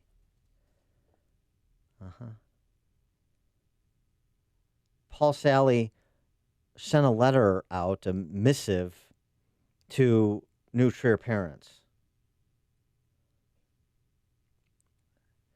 An article in today's Wall Street Journal discusses a new measure the College Board is providing alongside with the students' SAT called the Environmental Context Dashboard. That's the Orwellian name for adversity SAT. New Trier faculty member quoted in the article. After a lengthy conversation with the reporter, he expressed an opinion that elite colleges already are seeking diversity and that this measure could disadvantage white and affluent students. This statement does not align with our values, contradicts our commitment to educational equity, and is counter to our public statements supporting equitable educational opportunities at both the K through 12 and post-secondary levels. We believe our students benefit by attending post-secondary institutions with diverse student populations as they prepare to work and live in a diverse global society. So even by just saying what he thinks that this adversity score is going to do to students? No. He got No. He didn't say what he thinks. He said what is true. Most colleges, especially the higher ranked, discount student privilege and handicap for race and socioeconomic status. In 2009, a Princeton sociologist studied 10 highly selective colleges. This is what he found. White applicants would have to score 310 points higher than blacks and 130 points higher than Hispanics to have the same odd admissions. That's not what he thinks. That's what a study found. And he's reprimanded by Paul Sally, the superintendent of the august New Trier High School. Do you understand how remarkable this is? The superintendent of the high school is taking a position counter to the interests of most of the families and their students at New Trier High School. This just in, New Trier High School is like 98% white and mostly affluent. And so understand what the left is willing to do, which I say this all the time, but people don't believe it until they experience it. Many people don't, unfortunately. Your child is not only not your child is also expendable to the greater good, to create a better world. Maybe if Khaleesi comes back to life the way Jon Snow did, she can be the superintendent at New Trier High School. Life after the Game of Thrones, okay? We're creating a better world, and if that means that we have to essentially stack the deck against your son or daughter with respect to their higher educational opportunities, that's what we got to do. Too bad. Yeah, cutting room floor, your kid. Is that why you moved to Winnetka, Wilmette, Kenilworth, Glencoe? Is that why you send your kids to New Trier? So that you can have the educational leadership of that high school act against the interests, the academic interests of your family, your aspirations for your kid, his or her aspirations for him or herself? Don't you find that remarkable? And the fact that Paul Sally, this equity-addled superintendent that probably makes, $400,000 a year, thinks that, it doesn't hesitate to publicly chastise a school guidance counselor, remember the faculty there, for just reporting the results of a study on the topic, since we're on the topic, since this adversity SAT bubbled to the surface, just so you know that what the data suggests, just so you know how college admissions works, maybe educate parents about how this actually works. Maybe the lawsuit by those Asian families against Harvard is a leading indicator of how it actually works. It's remarkable to me the license he thinks he has. He apparently does have. Apparently does have at New Trier. 312-642-5600, turnkey.pro answer line. 64636-DA, turnkey.pro text line. Remarkable. Remarkable where this is going. And by the way, on the topic, Coleman Hughes has written about this. Coleman Hughes, who's a writer and columnist for Quillette and other outlets, really sharp young guy. I believe he's still an undergrad at Columbia, if I'm remembering correctly. He makes the point that gay civil rights icon Bayard Rustin was a close associate of Martin Luther King, opposed to quotas, did not support what we today call affirmative action. Huh. Well, yeah, a lot of people admit, think students should be admitted based on individual merits and nothing more. Mark in Plainfield, you're on Chicago's Morning Answer. Good morning, Dan and Amy. Need your advice. My son's a freshman in high school, and I'd like them to get in a good college. Now, obviously, my wife and I need a divorce, but one of us will need to quit our job. So I'm wondering, will it be more of an advantage to be a child of an unwed mother or an unwed, unemployed father? Right. You're going to have to run the traps on the different combinations across those 15 criteria and 3 categories to see what gives you your highest adversity score. I'd move to a bad neighborhood and go to an underperforming high school. Exactly. That's my Does it have to be? You guys can still take in together. the city, or could I move? Does it have to be in the city, or could I move to one of these poor rural areas? Oh, well, the good news is, Mark, particularly here, there are many, many underperforming school systems to choose from, and also many, many areas with a high incidence of violence.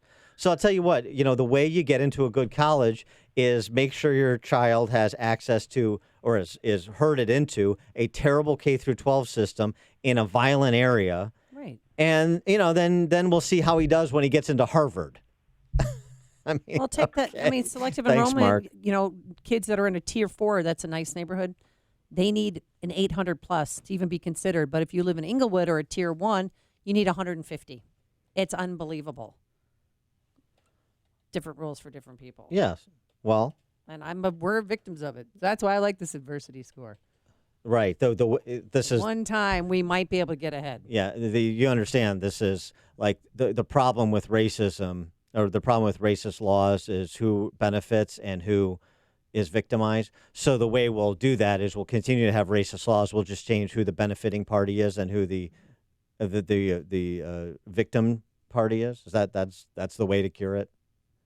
That's the equity position.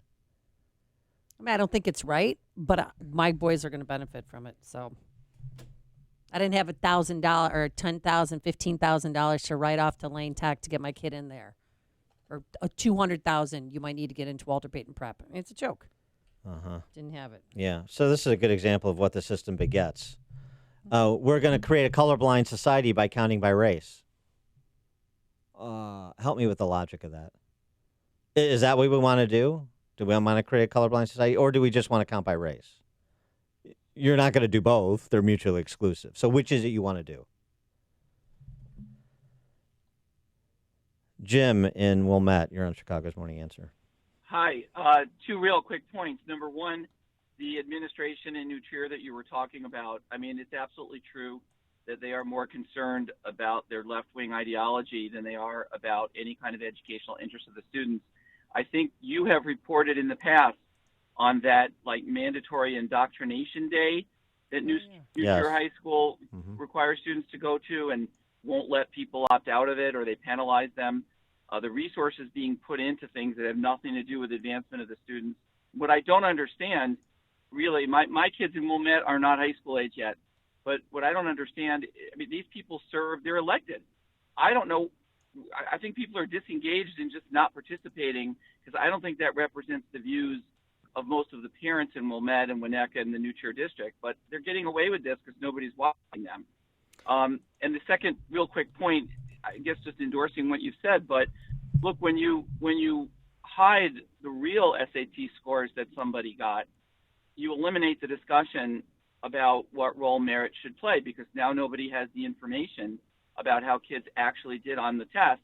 Instead, it's these morphed scores that hide how people really did, and now that just becomes kind of a virtue signaling effort instead of a real discussion about what role merit should play. Yes, that's right. Thanks for the call, Jim. Not only that, you set kids up for failure at the next level, although with the quality of some of these quote-unquote elite schools, maybe it'll be impossible to fail, but you're not going to come out of this system with the ability and the intellectual development that you should otherwise if the system was focused on developing your critical thinking skills and teaching you to be intellectually curious and preparing you for success in life. You're not going to. So there'll be failure on the one hand, and there's all sorts of disincentives to achieve on the other. That's a good outcome. Margot in Burr Ridge. Well, I don't know why you're surprised that people are doing what is what is not in the best interest of their own children, because to me, that's what we're doing when we bring in all these people from these other countries who can't afford to be here, since 66 to 74% of them can never get off the government dole, and that's legal or illegal aliens. But I want to say a couple other things. It's mainly the women, the mothers, who are doing this, because it's important for them to virtue signal to their peers and, help with teaching them English. And, they're the ones that are liberal on all of this. And it's just amazing to me how you would put other people before your own children. Well, yes, thanks for the call, Margot. But the interesting thing will be to see when it finally comes to their front step. And I'm not sure it has yet. It's easy to virtue signal in the abstract. It's another thing when you want your kid to go to an Ivy League school or Northwestern or Stanford or some other putative prestige school, and they don't get in. And they don't get in with a 1450 on their SAT and straight A's. They don't get in. And somebody who had a wildly inferior academic record and test scores does. Then we'll see what those virtue signaling, hate has no home here, hate mongers have to say. And you know what that does, by the way? What? It breeds the corruption you see in the college admission scandal. Now we got to buy his way in, or her way in. Just pointing out again, Bayard Rustin, one of Martin Luther King's right-hand men in 1974. We are furthermore unilaterally opposed to the imposition of quotas or any other form of ratio hiring. The institution of quota formulas has totally failed to bring about any measurable improvement in the economic condition of the black community. That was in 1974. How's it going almost 50 years later? And yet, the equity-obsessed, PC-addled, anti-intellectual left continue their ascent. Just rolling over people in New Trier.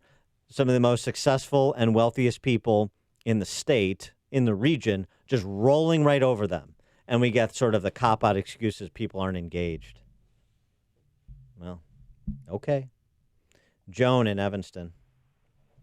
Hi, I'm actually Joan in Wilmette. I am a New Trier mom. Okay. I have 2 kids at New Trier School, and I just wanted to tell you that Dr. Sally's, last time I checked, his salary, $252,000, 20 vacation days, 14 school days. You add in the pension, the health care. And did you know that our property taxes are going up in this neighborhood and our home value is going down? Of course.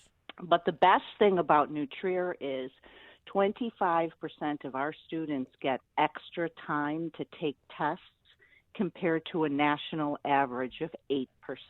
Okay. Well, you have to How's apply that? for that. Thanks, Joan. I mean, you have to fill out an application saying that you have some type of disorder, ADD, something, so that you're provided extra time to take your test. And your point is it's a fraud, I hope. Well, yeah, in a lot of cases, because that's what a lot of those. That's what the Joan is college saying. Right. Again, which institution will have their street cred eliminated first? Who will see their prestige whittle down to something de minimis more quickly? High schools like New Trier or colleges like in the Ivy League? Boy, it's stiff competition. Jordan in Forest Park. Good morning. Hey, Dan, you asked the question, where is all this headed? Well, it's pretty clear to me the way to handle this is pass-fail for eliminate letter grades from high schools and pass-fail for ACT, SAT. And by the way, while we're at it, since we're going to be funding higher education, college, university education, let's have pass-fail there too. Thanks, Jordan. Bob and Lyle. Hey, hi. I was one sentence. It's called the dumbing down of America.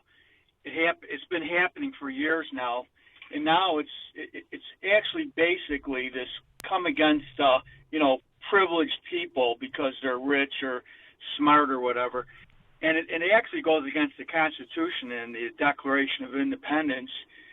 I believe that God gave every race the same equality, and now they're trying to, everybody wants to play this secret Jimmy the Greek who thinks one person is undercut by another, but the fact of the matter is that they're all on an equal playing field, and it's just, unfortunate that some people don't have the same, and it is true to some extent, they don't have the same privileges, but the reality is that they're not helping by doing this. There's got to be some other way instead of denying people, like everybody's saying, because they happen to be in a privileged situation. Thanks, Bob. Coming up on Chicago's Morning Answer. At 8:08, we're going to talk to Mary Rice Hansen. She's the director of the Catholic Women's Forum about 5 crazy things trans activists want your kids taught about gender identity.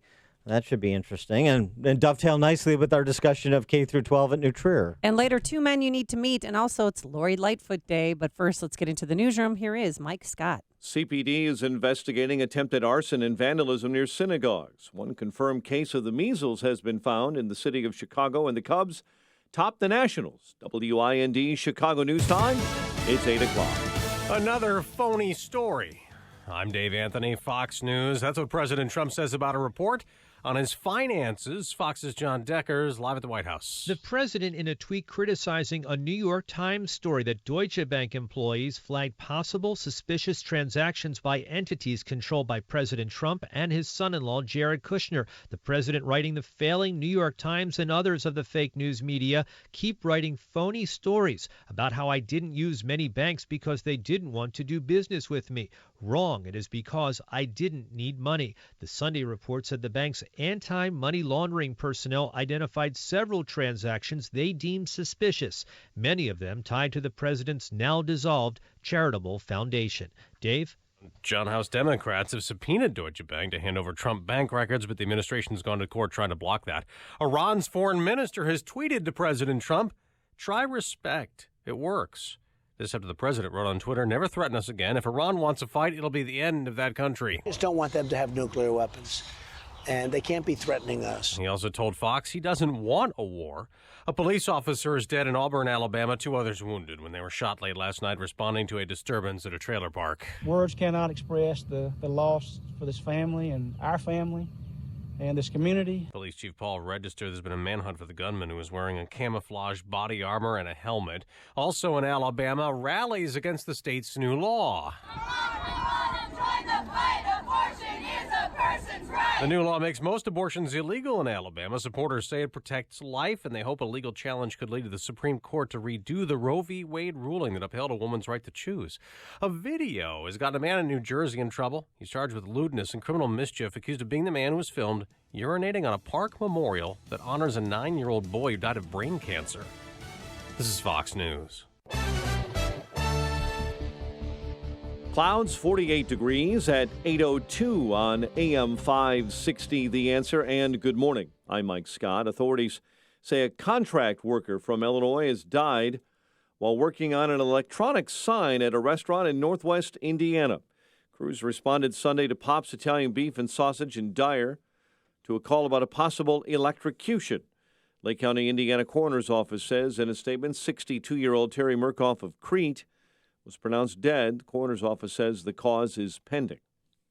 Chicago police are paying special attention to Jewish schools, synagogues, and businesses in the city following an attempted arson fire and vandalism at multiple synagogues on the north side.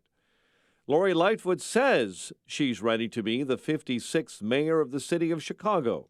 I've been feeling the moment since the night of April 2nd, and really preparing myself for what that's going to look like. Her inauguration ceremony is set to begin at 10:30 at Wintrust Arena today.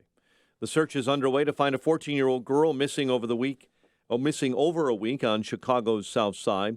Talia Johnson was last seen May 10th leaving Chicago Vocational Career Academy on East 87th Street.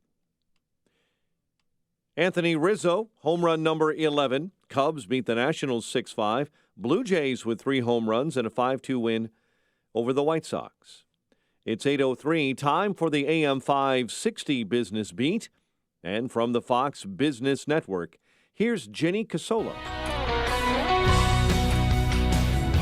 From the Fox Business Network, Google is stopping some services for smartphones made by Huawei after the U.S. government denied the company access to some U.S. technology, citing security concerns. Huawei relies on Google's Android operating system. Existing phones are expected to keep running, but users could lose some functions. Dish Network is buying parts of satellite company EchoStar. It's buying the broadcast satellite service business in a stock deal worth about $800 million. Dish already purchased other parts of EchoStar in 2017. Boeing shares are losing ground after airline Ryanair Holdings said its profit this year will be weaker because of the grounding of the 737 MAX jets. Ryanair was supposed to receive MAX jets this spring. With the Fox Business Report, I'm Jenny Cosola. It is 8:04, a check of traffic and weather on the way next on AM 560. Sean Hannity thinks the president is dealing with more than he should. After never invoking executive privilege, after being the most cooperative with the Mueller investigation, and then 1.45 million documents, questions answered by the president, enough is enough. This now becomes about presidential harassment. The Sean Hannity Show. Afternoons at 2, right before Joe Walsh at 5 on AM 560. The Answer. Since 1970, Ditch Witch Midwest has been a trusted family-owned construction equipment dealer.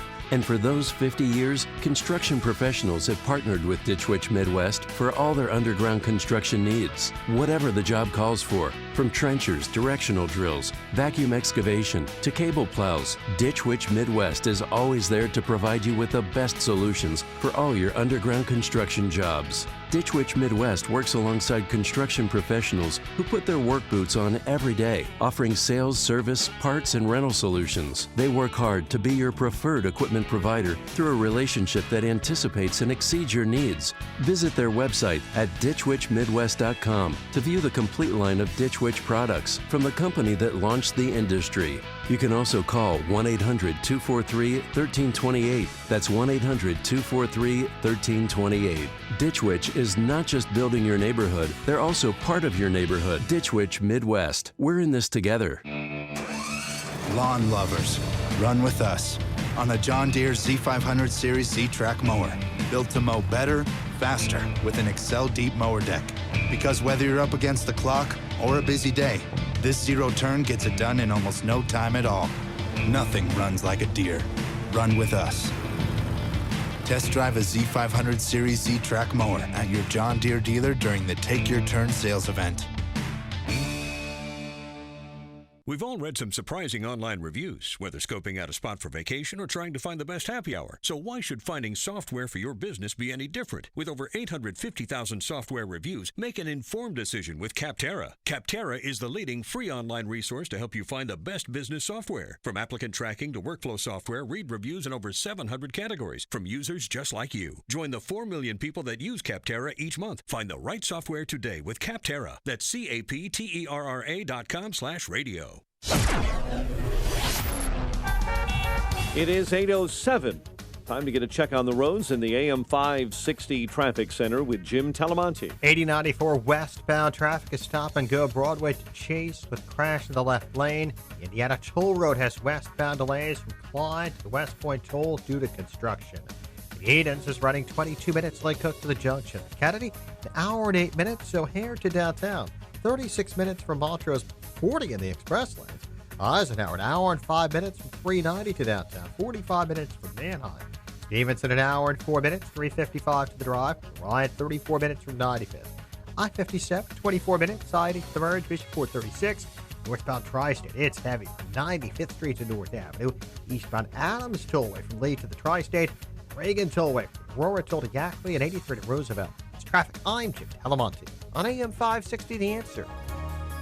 Chicago's Morning Answer continues next, and your official Chicagoland weather forecast. From the 1 Hour Heating and Air Conditioning Weather Center, here's meteorologist Steve Williams. Breezy and cooler as the clouds give way to some sun today, high 56. For tonight, increasing amounts of cloudiness, chilly night, low 44. Cloudy, breezy, and cool for tomorrow, shower or thunderstorm, and the high at 56. I'm Steve Williams on AM 560, The Answer. 47 at O'Hare. Next news 8:30. Chicago's Morning Answer with Dan and Amy continues next on AM 560, The Answer. Make sure to check out the Income Store live video stream of today's show right now at 560theanswer.com. This is Chicago's Morning Answer with Dan Proft and Amy Jacobson on AM 560, The Answer.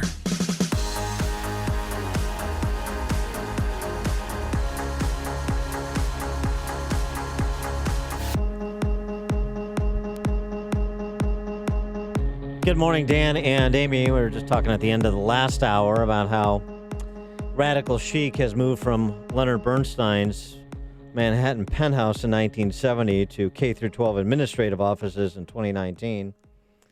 And Anthony Esselin, as he always does, has a great piece, this time in amgreatness.com, talking a little bit about the issue of social media censorship. The Constitution does not protect freedom of speech, writes Esselin. His point is that the Constitution can enshrine freedom of speech, but if Americans don't support it, if the culture turns against it, then the Constitution may be of little protection. And he also talks about the language used by officious commissars like that New Trier school superintendent that we were discussing, but there's so many. The chief equity officer, Candace Moore, that Mayor Lightfoot has instituted. He says of community, why appeal to it other than as a psychological hiccup? To shut down the expression of beliefs that those in power do not like. Hence, he's talking about his time at Providence College. Hence, it was that a professor of politics, while students nodded like puppets, delivered herself of the remarkable opinion that although the object of her public loathing of me enjoyed academic freedom, that freedom must be used responsibly, according to community standards. The inversion was complete. Someone who does not believe in objective moral truth, and who therefore in moral debates cannot use her academic freedom responsibly, condemns someone else who does believe in objective moral truth, who seeks it, who declares what he believes he has seen, and who therefore can have cause to speak of what is responsibly or irresponsibly done. It's this false notion of community. It's very much like George Will once said, the community of nations. Community of nations, it's a throwaway phrase. What exactly does sub-Saharan Africa have in common with Iceland? Community of nations. It's sort of a grade school way of talking about things when we don't want to stake out a position of objective truth, and that's Esselin's point.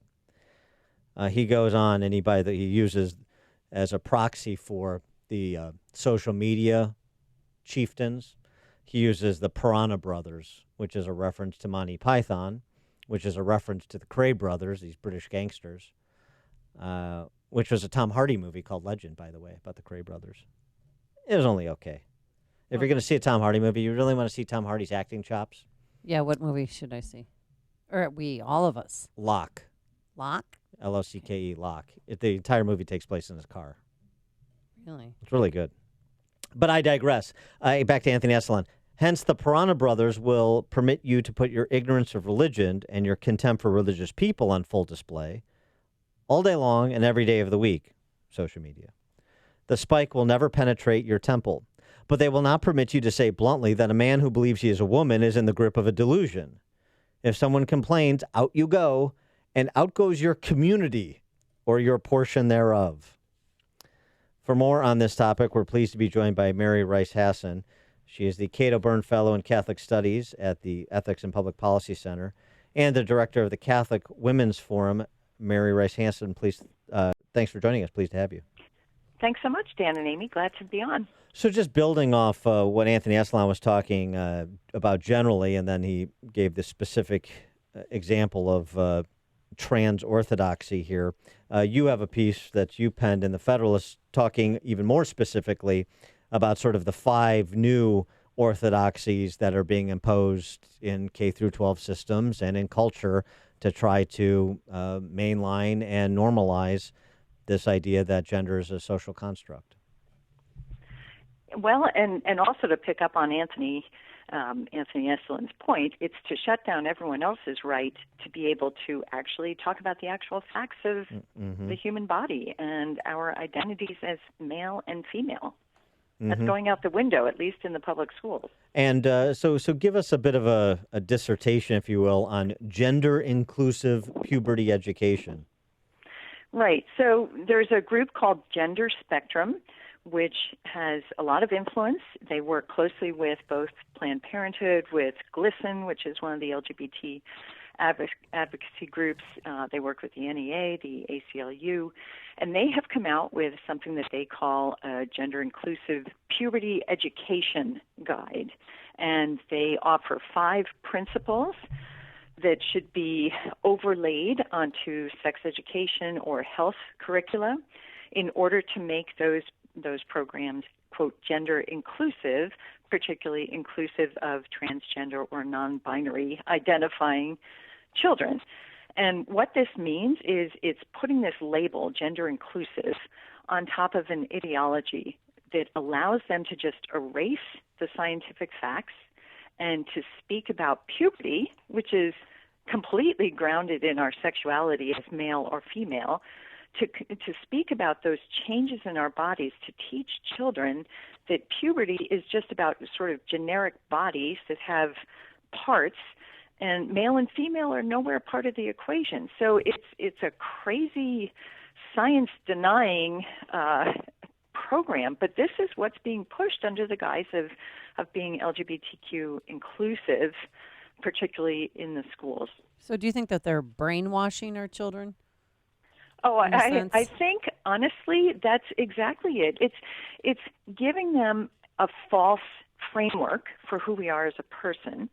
So in other words, when every child, when they're going through puberty, obviously there are bodily changes, but it's oriented towards our development as males or females towards sexual maturity so that we can reproduce. In other words, this is completely oriented, puberty is completely oriented around the reality of our bodies as male and female and the ability to reproduce as male and female, because our reproductive system is not complete. It's only complete when male and female come together. So this puts out this false idea that puberty is really just about, quote, becoming an adult, a generic adult, and that who you are depends on your feelings, your identity, so that you can have a man, or a boy who's becoming a man who has a uterus, which is a contradiction in terms.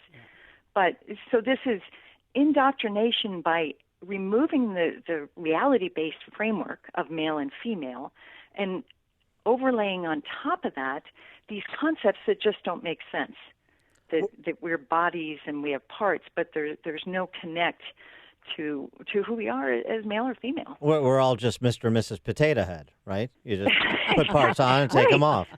Snap on, snap off. I think of Lego people the same way, as if all that remains in order to be a certain person is swap out certain body parts, totally ignoring our chromosomes, totally ignoring that who we are, and puberty itself is not something that's just genitally oriented. That starts in the brain. It affects our entire bodies.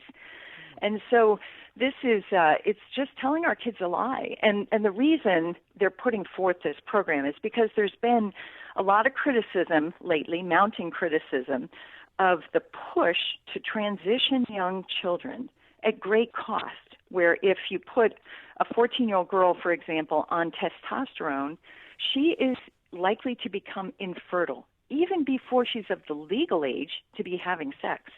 She is likely to become infertile by taking these cross-sex hormones. So they're trying to make that okay by telling kids that kids go through puberty in different ways and require medical support, so that since bodies are not inherently male or female, if someone has to take hormones, that's perfectly normal, and that reproduction is no longer supposed to be centered around male, female coming together and producing a child, but that there are all these alternative ways.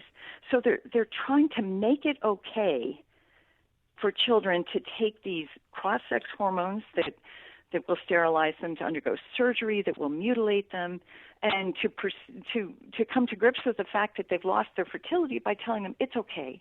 There are lots of other things we can do down the line. This is just another pathway to an adult body or to a family. It's really. Where are the adults in the room to stop this? I mean, spreading misinformation, spreading lies. Good question. So a couple of things to realize. One, these principles that Gender Spectrum is putting out are put forth as principles instead of as curricula. Why? Because curricula needs to be approved typically by a school board or a principal or things like that. So it's an end run. Anyone who embraces this can just sort of put it on top of your health curriculum, change the language, and there you go. The adults in the room, unfortunately, there are adults who are pushing transgender ideology with no regard for what is good for children. There are adults who are looking at their political goals, and they're not worried about the individual children. And I can tell you from talking with parents who have lost kids to this transgender ideology that having a child begin to take cross-sex hormones and as a parent not being able to do anything about that and to watch them get a mastectomy and not be able to stop that is one of the most harrowing, soul-destroying things a parent can go through. And this is more and more becoming the norm because we have this pretense that our children have autonomy and the schools are indoctrinating the kids into thinking this is a perfectly fine way to be. With no discussion of the pathologies that accompany it. Well, and also too the outcomes, right? So there's never any kind of look back at the outcomes. We've talked to Walt Heyer, we've talked to Jamie Shoup, who transitioned back, and myriad examples of that. The other thing, though, is they won't let any research be done into consequences, and so the Brown University researcher who essentially concluded from a study that there's a social contagion aspect to this trans business. Right. Well, that has to be eliminated. That is research that is unacceptable because there is, and the fact that they have this curriculum and they're trying to get into the schools speaks to their knowledge that there's a social contagion, or else why are they trying to get into the schools to promote this? It's to make it more ubiquitous and to make it more acceptable and to frankly build another political coalition partner. Exactly. And when you read interviews with the activists, when they're not trying to actually push something in the schools, and there are less guarded moments, they say they are exactly going towards the children and they want to change how they think. In other words, there's no pretense that they're just sort of respecting everyone's right to make their own decisions. They are putting forward this fake science as if it were true. And again, where are the adults? Where are our legislators? Where are people standing up and saying, no way, no way, let's teach our kids the truth? And they're going after the kids to change the way they think. For what's the end game, though? What's the end game, in your view? Well, I think there are two. One is political power, because the LGBT movement is very much part of the larger progressive movement, and so they want to get these kids early to be thinking along those lines. And so we see with the House having just passed the Equality Act, which now will have to go to the Senate, they want to make it so that it is politically unpalatable for anyone to oppose so-called equality, which really is just ramming an agenda down the throats of everyone in a way that is poisonous. You know, as you said, the results here are really tragic and toxic, not just for the kids who go through it, but for all the other kids who are forced to condone and to go along and to sort of play a part in this narrative that's just not true. They have to speak as if this were true. So if you care about free speech, you ought to care about this agenda. And if you care about kids' health and just bodily integrity, you ought to care that our kids are being told lies. So it's political power. It's pushing an agenda. It's also about marginalizing parents, because parents don't get a say in this conversation. It's just kids and administrators and health educators and sex educators talking directly to our kids and telling them something that's not true and is not aligned with the values of most parents. She is Mary Rice Hasson, Cato Byrne Fellow in Catholic Studies at the Ethics and Public Policy Center, Director of the Catholic Women's Forum. You can check out her piece, which I tweeted out at Dan Proft, about the puberty inclusive gender education agenda at thefederalist.com as well. Mary Rice Hasson, thanks so much for joining us. Appreciate it. Thanks so much, Dan, Amy. Have a great day. You too. Yep. And she joined us on our turnkey.pro answer line. Connect with Dan and Amy on the AM 560 The Answer mobile app. Just text the word app to 64636 to download the app today. You've seen them in some of the finest homes, and now you too can add a beautiful sliding barn door to your home or business with styles that range from rustic to contemporary. Chicago Barn Door Company in Addison has barn doors made with new or authentic barnwood on display at one of the only showrooms of its kind in the area. We can also help you with reclaimed barnwood flooring, accent walls, and fireplace mantles. We cater to homeowners, designers, architects, or anyone that wants to add the warmth and charm of wood accents to their home or business. Chicago Barn Door Company offers expert advice with design, hardware, and installation to your complete satisfaction. Stop by and bring your ideas to the showroom in Addison. We have barn doors, barnwood accent walls, mantles, walnut slabs, and more. Information and directions are available at chicagobarndoor.com or check us out on Facebook. See, touch, and feel the charm of barnwood for an experience that you just can't get online at Chicago Barn Door Company, a family-owned business right here in Addison, Illinois. Again, for directions to our showroom, visit chicagobarndoor.com. Haven't gotten a MyPillow yet? Well, now's the time to do it. For a limited time only, you can get a 2-pack of premium MyPillows for only $69.98. That's only $34.99 a pillow. Again, it's the lowest price ever offered in the history of MyPillow, being offered by our good friend Mike Lindell, the MyPillow guy. So if you've procrastinated and don't own a MyPillow yet, now's the perfect time to act, because here it's the best offer ever. And by the way, you can still get 30% off pet beds, mattress topper, and those wonderful Giza cotton sheets. So act now to get this brand new, absolutely lowest price ever offered of 2 premium MyPillows for only $69.98. Go to MyPillow.com, use promo code Amy, or call 800-489-0201 and be sure to tell them that Amy sent you. It was a brutally cold, harsh winter. Pothole season is bad. Guess what? Your commercial building parking lot took a beating too. Take care of it now to prevent further damage. Time to get a great parking lot. Great Parking Lots, a local company with decades of great parking lots for Chicagoland. Get a quote. This is Kevin Berquist. My company is SKC Construction, home of GreatParkingLots.com. Great parking lots. The name says it all. We make your parking lot great. Commercial parking lot seal coating and maintenance. Get a great parking lot. They use a special process that not only works well, but lasts longer. It's a great investment for your business or for your commercial building to have a great parking lot. It's the first impression for everyone in the building and people visiting the building. And you can do business with a company that shares your values. I guarantee you'll have a good experience. Check it out. GreatParkingLots.com. GreatParkingLots.com. GreatParkingLots.com. Hey, you've heard about Balance of Nature on AM 560 for months, and maybe you've thought about trying it but haven't done it yet. Well, listen up. This offer is for you. From now through Memorial Day weekend, you will receive a $20 discount and free shipping on any first preferred order of Balance of Nature. There's no reason to delay any longer. Start enjoying 10 servings of 31 fruits and veggies, all in a single capsule.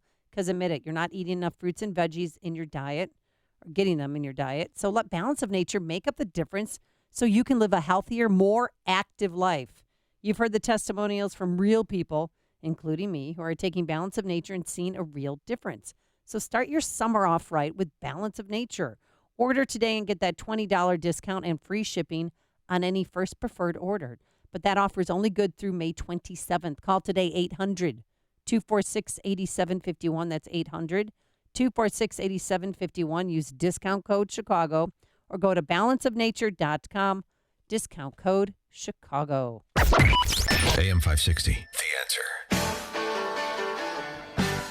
Dan and Amy, where are the D.C. press corps types when freedom of speech and freedom of the press are on the line? Where speech goes are enforced on college campuses, whether or not they can be is sort of secondary culturally, whether they should be. It's just like due process is a legal norm, but also a cultural one. Takes us to San Francisco. Where's the D.C. press corps here? Where are all those that were hailing themselves as heroes at the White House Correspondents' Dinner not so long ago? San Francisco Mayor London Breed. London Breed is falling Yeah, down. yeah. Falling down. Sure. What did London Breed do next? Brian Carmody is a freelancer. He obtained some information from a source in the San Francisco Police Department, a police report about the mysterious death of the city's public defender. Yeah. So he first got a knock on the door from 2 San Fran police officers asking for him to reveal a source. He wouldn't do it. And then a dozen officers returned to his home, this time with their guns drawn. Oh, my gosh. They had a search warrant, a sledgehammer, and a battering ram. Carmody claims he was restrained in handcuffs for nearly 6 hours as the authorities ransacked his home, seizing laptops, phones, and hard drives, including all the images and documents he had archived from his 29-year career as a reporter and cameraman. Law enforcement have... wow. San Francisco 6 police... hours? I mean, can you imagine? San Francisco police mayor not denied nor contradicted Brian Carmody's version of events. The raid was, which was approved by 2 trial court judges, included agents from the FBI. Oh, my gosh. This all because he refused to reveal a confidential source. Mayor Breed, from a long line of great San Francisco mayors, dating at least back to Di-Fi. San Francisco police is in the process of conducting an investigation into how confidential information was released within the department. As part of the investigation, the department went through the appropriate legal process to request a search warrant, which was approved by 2 judges. I believe that someone from the department needs to be held accountable for the release of this information, and the police need to continue that internal investigation using legal and appropriate means. You can see the picture, too. They're using their sledgehammers to break down his front gate. Is this an An FBI agent. Maybe there's a helicopter overhead, too. Appropriate? They did with a stone. Is this appropriate? I know it's sort of the same thing. If it's the left suppressing freedom of speech or freedom of the press, then it's okay, just like when it was Eric Holder surveilling James Rosen. Right? Yashar Ali, there are a few people that are consistent on the issue. He's an Iranian-American freelancer, including of CNN. He said that the mayor's, the police and the mayor's attitude and actions are no different than what you would see in an autocratic regime, raiding a journalist's home and seizing his equipment. And again, Yashar Ali hails from Iran. He also makes the point of the silence from national reporters who are always at the ready to cry for the cameras about President Trump eliminating the Fourth Estate and violating the constitutional amendments of Jim Acosta, constitutional rights of Jim Acosta, for example, and so forth. Nowhere to be found in this case in San Francisco.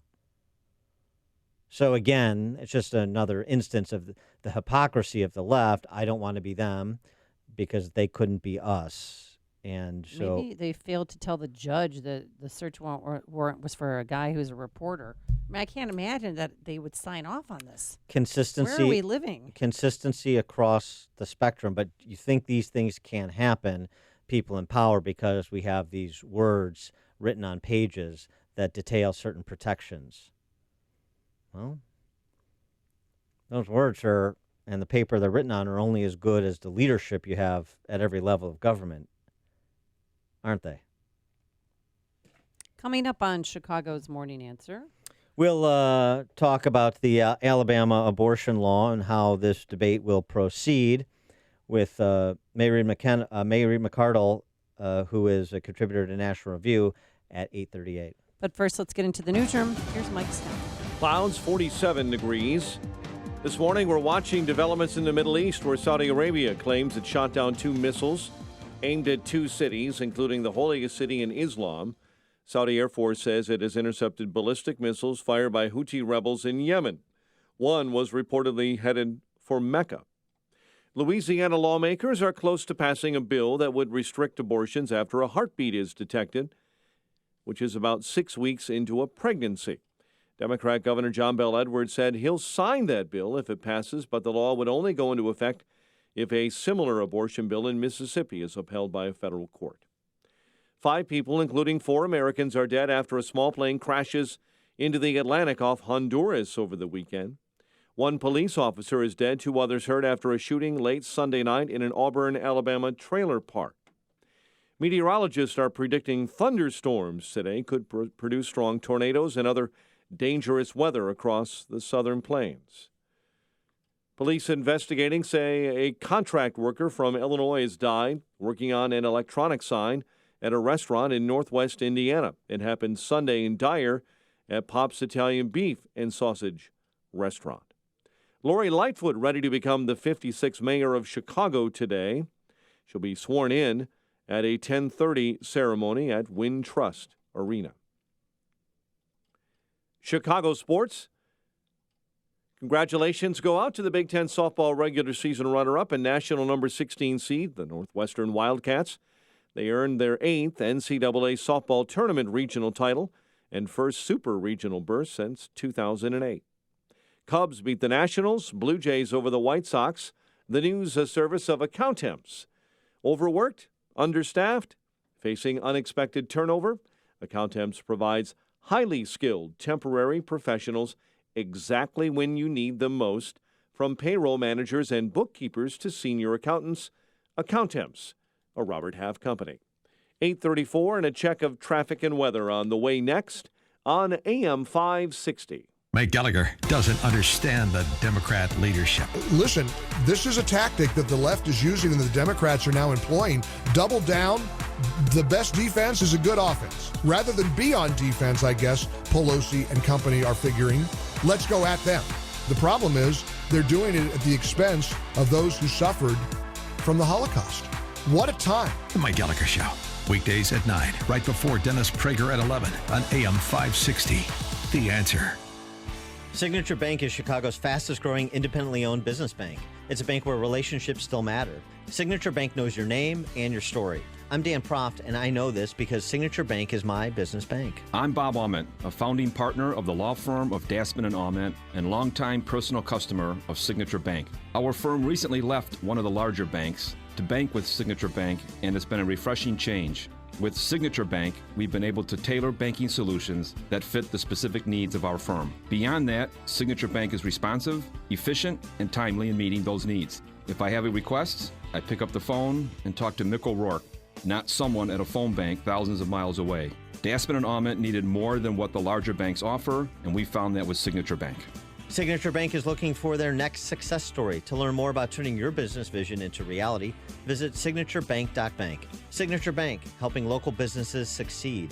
Member FDIC, Equal Housing Lender. Balance of Nature's fruit and veggie capsules contain 100% vine-ripened fruits and vegetables, tested pure with no pesticides, fillers, or additives of any kind, and are the most effective whole food supplements on the market today. You might ask, how can over 10 servings of 31 different fruits and vegetables fit into 6 vegetarian capsules? Fruits and vegetables are on an average 85% water. Balance of Nature uses cold vacuum technology to remove the water, leaving only the whole food. We don't use any heat, air, or light drying methods that damage nutrients. Our cold vacuum technology maintains 99% of the fresh fruits and vegetables' original nutritional value. Along with diet and exercise, Mother Nature provides fruits and vegetables to help us maintain good health. To order, go to balanceofnature.com or call 1-800-246-8751. That's 1-800-246-8751 and use discount code CHICAGO. Check out Ground Game, the latest podcast from the Associated Press discussing the top political issues around the country. Available on Apple Podcasts. It is 8:37 Let's check the roads in the AM 560 Traffic Center with Jim Telemonte. 8094 westbound traffic is stop and go Broadway to Chase after a crash on the westbound toll road as roadwork jam from Pine Avenue to the West Point Toll Plaza. Edens is 20 minutes, Lake Cook to Montrose. Kennedy, an hour and 8 minutes. O'Hare to downtown takes longer in the express lanes. The Eisenhower's an hour and 5 minutes from 390, 45 minutes from Manheim. Stevenson, an hour and 4 minutes, 355 to Lakeshore Drive. Ryan, 33 minutes, 95th to downtown. Northbound Tri-State is bumper to bumper from 95th Street up to North Avenue. Eastbound Adams Tollway 2 into the Tri-State. Reagan Tollway delays up from the Aurora Toll to Yackley and 83 to Roosevelt. And northbound Veterans Memorial from I-55 to the Reagan Tollway and the Army Trail Toll to 290. It's traffic. I'm Jim Telemonte on AM 560 The Answer. Chicago's Morning Answer continues next, and your official Chicagoland weather forecast. From the 1 Hour Heating and Air Conditioning Weather Center, clouds should give way to some sunshine later today. Breezy and cooler, a high of 56. Currently 47. Next news coming up at 9. Chicago's Morning Answer with Dan and Amy continues next on AM 560, The Answer. This hourly segment is brought to you by Papa Nicholas Coffee. Papa Nicholas, best beans, best roast, best coffee. When you've got questions, he always has an answer. It's Sean Hannity this afternoon at 2, right before Joe Walsh at 5 on AM 560. The Answer. Top of the morning, Dan and Amy. So a lot of discussion over a number of pro-life bills that have made their way to governor's desks and are being signed. Heartbeat bill in Missouri, in Louisiana, in Georgia, and of course the Alabama abortion law. That is the subject of much debate even among pro-lifers. Yeah, pro-lifers. President Trump, he tweeted out, as most people know, and those of you who would like to know, I am strongly pro-life with 3 exceptions: rape, incest, and protecting the life of the mother. The same position taken by Ronald Reagan. But not by Alabama, which does not have those exceptions. Jeffrey Toobin, CNN's legal analyst, who doesn't exactly come to this issue with clean hands since he impregnated a colleague's daughter and then tried to force her to have an abortion. But okay, scumbag that he is. No surprise, no moral turpitude clause in CNN employment contracts, apparently. Jeffrey Toobin on the prospect of the Supreme Court taking this up. I mean, look, Donald Trump said in the third debate with Hillary Clinton, if I get 2 or more appointments to the Supreme Court, automatically, that's the word he used, automatically Roe v. Wade will be overturned. And I think the president was exactly right. Roe v. Wade is gone, and every woman in Alabama who gets pregnant is going to be forced to give birth soon. And that's going to be true in Alabama, and it's going to be true in Missouri, and it's going to be true probably in Georgia. And that's what the law is, because that's what the presidential election was about, in part, last time. Would this go into effect, though, if the Supreme Court hasn't ruled on it? Well, I think they are going to rule on it, and I think they're going to uphold it. I mean, this is what this fight has been about for years. So that's on the legal front. And the intellectual front? It's nicely encapsulated. I mean, you've heard from Virginia Governor Ralph Northam. You've heard from New York Governor Andrew Cuomo. So you get the sort of pro-infanticide position. But how about putting a little exclamation point on it? Christine Quinn, former New York City Council speaker and mayoral candidate, on CNN debating Rick Santorum, her definition of life or the lack thereof. When a woman gets pregnant, that is not a human being inside of her. It's part of her body. And this is about a woman having full agency and control of her body. So that's, you get the sense of it. Nothing new under the sun, including the arguments that are made. So what about the Alabama law? For more on this, we're pleased to be joined by Mayreen McArdle, contributor to National Review, Washington Examiner, Spectator USA. She's got a piece at The Spectator that Alabama's pro-life law is a progressive leap forward. Mayreen, thanks for joining us. Appreciate it. Dan and Amy, thanks so much for having me. So what about the idea that this is smart politics in addition to sound policy? There is quite a bit of disagreement. David Harsanyi suggesting that this is the Alabama law specifically gives ammo to the pro-abort side they otherwise wouldn't have. It's too much politically to handle. It's not the smartest approach. David French, others, seemingly yourself, disagree. I do disagree, yes, and because I think that if people want to be intellectually honest about this law, they evaluate their own name as progressive, because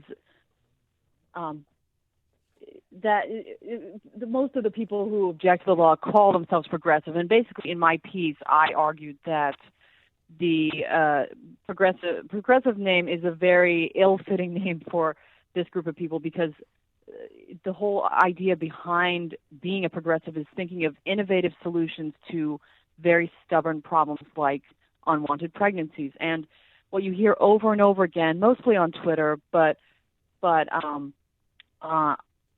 anyone who's opposing this law, is that there's only one solution to this problem, and that is for a woman to be able to have the life she wants.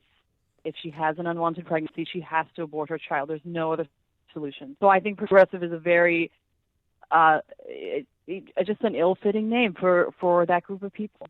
What do you think the Alabama bill, though, is too extreme? I mean, there's no exception for rape, incest, or the mother, safety of the mother.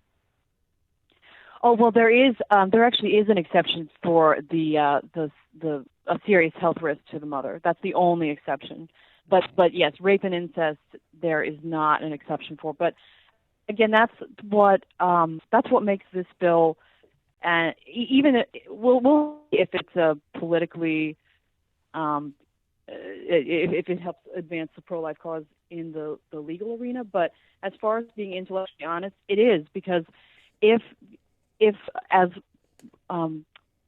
pro-life people believe it is the killing of a child, the way the child was conceived does not make it not a child. So in my view, this bill is the most consistent as far as the pro-life way of thinking. And the point you make about progressives not living up to their moniker is in part the distribution of abortions across race. Black mothers make up the majority of the abortion industry's business in the state of Alabama. 60% of the abortions performed snuff out the life of a black baby, right, while only 36% are performed on white mothers. So, use the progressive sort of equity line of argumentation against them, essentially. I do, yeah, and that was one of my main incentives for writing the piece, because that's an argument you hear all the time from people pushing this law and the other heartbeat laws, that they say, oh, it affects minorities, and in Alabama, particularly the black community, more than it affects whites, and because in Alabama, minorities tend to work, and I want to turn that around on them, because yes, it does affect minorities more. It means that the populations would shrink faster once you give them more abortion access. So it's really not a good argument, and you could I'm not accusing anyone of being racist, but the way it ends up, the effects of it end up being a kind of a racist outcome, because you have poor populations shrinking at a faster rate. It was interesting yesterday at the Fox News town hall with Mayor Pete, when the topic of abortion came up and infanticide. He sort of dismissed that as, well, that those are rare cases, 6,000 a year rare cases. Not to Dr. Gosling. Gosnell, yeah, Gosnell, right. excuse me. But the argument that they make is always about rape and incest, which are less than 1% of all abortions that take place. So that's what the main criticism you're getting on the Alabama law is rape and incest exceptions aren't there. So they sort of dismiss the 1% on their end of the line of argumentation as irrelevant, while focusing only on the 1% with respect to the pro-life position. And as Lila Rose, she had a very good piece in The Hill about this, representing or amplifying the voices of women. These women count too. She recounts Ashley Sigrist. After she was raped, she had an abortion.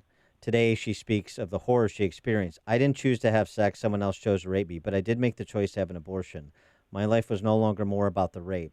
The rape to me didn't even matter anymore because I had to live every day knowing that I killed a child. It wasn't a rapist's child. It was my child.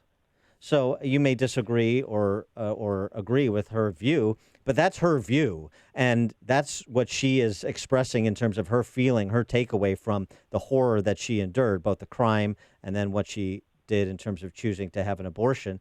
And why can't that be part of the conversation, too, across the range of sort of subtextual issues on the matter? Right, and that's a very good point. And that's just part of having a healthy debate and listening to everyone who has a perspective and maybe an experience to go along with their subject. And one thing I noticed was that I thought this was a good point too, that there were a couple of pro-life speakers on Twitter saying right around the time when the law was passed, or a couple days afterward, actually, that they said, "I'm sorry for all the children of rape and incest or other undesirable circumstances who told for the last 48 hours that they shouldn't have been born." Yeah. Including women who've been conceived in that horrible way. So that was it. I just think it's a good idea to just for intellectual consistency to turn some of these things around, the arguments that we keep hearing over and over again around on people making them, just to make sure that we're considering all angles and not just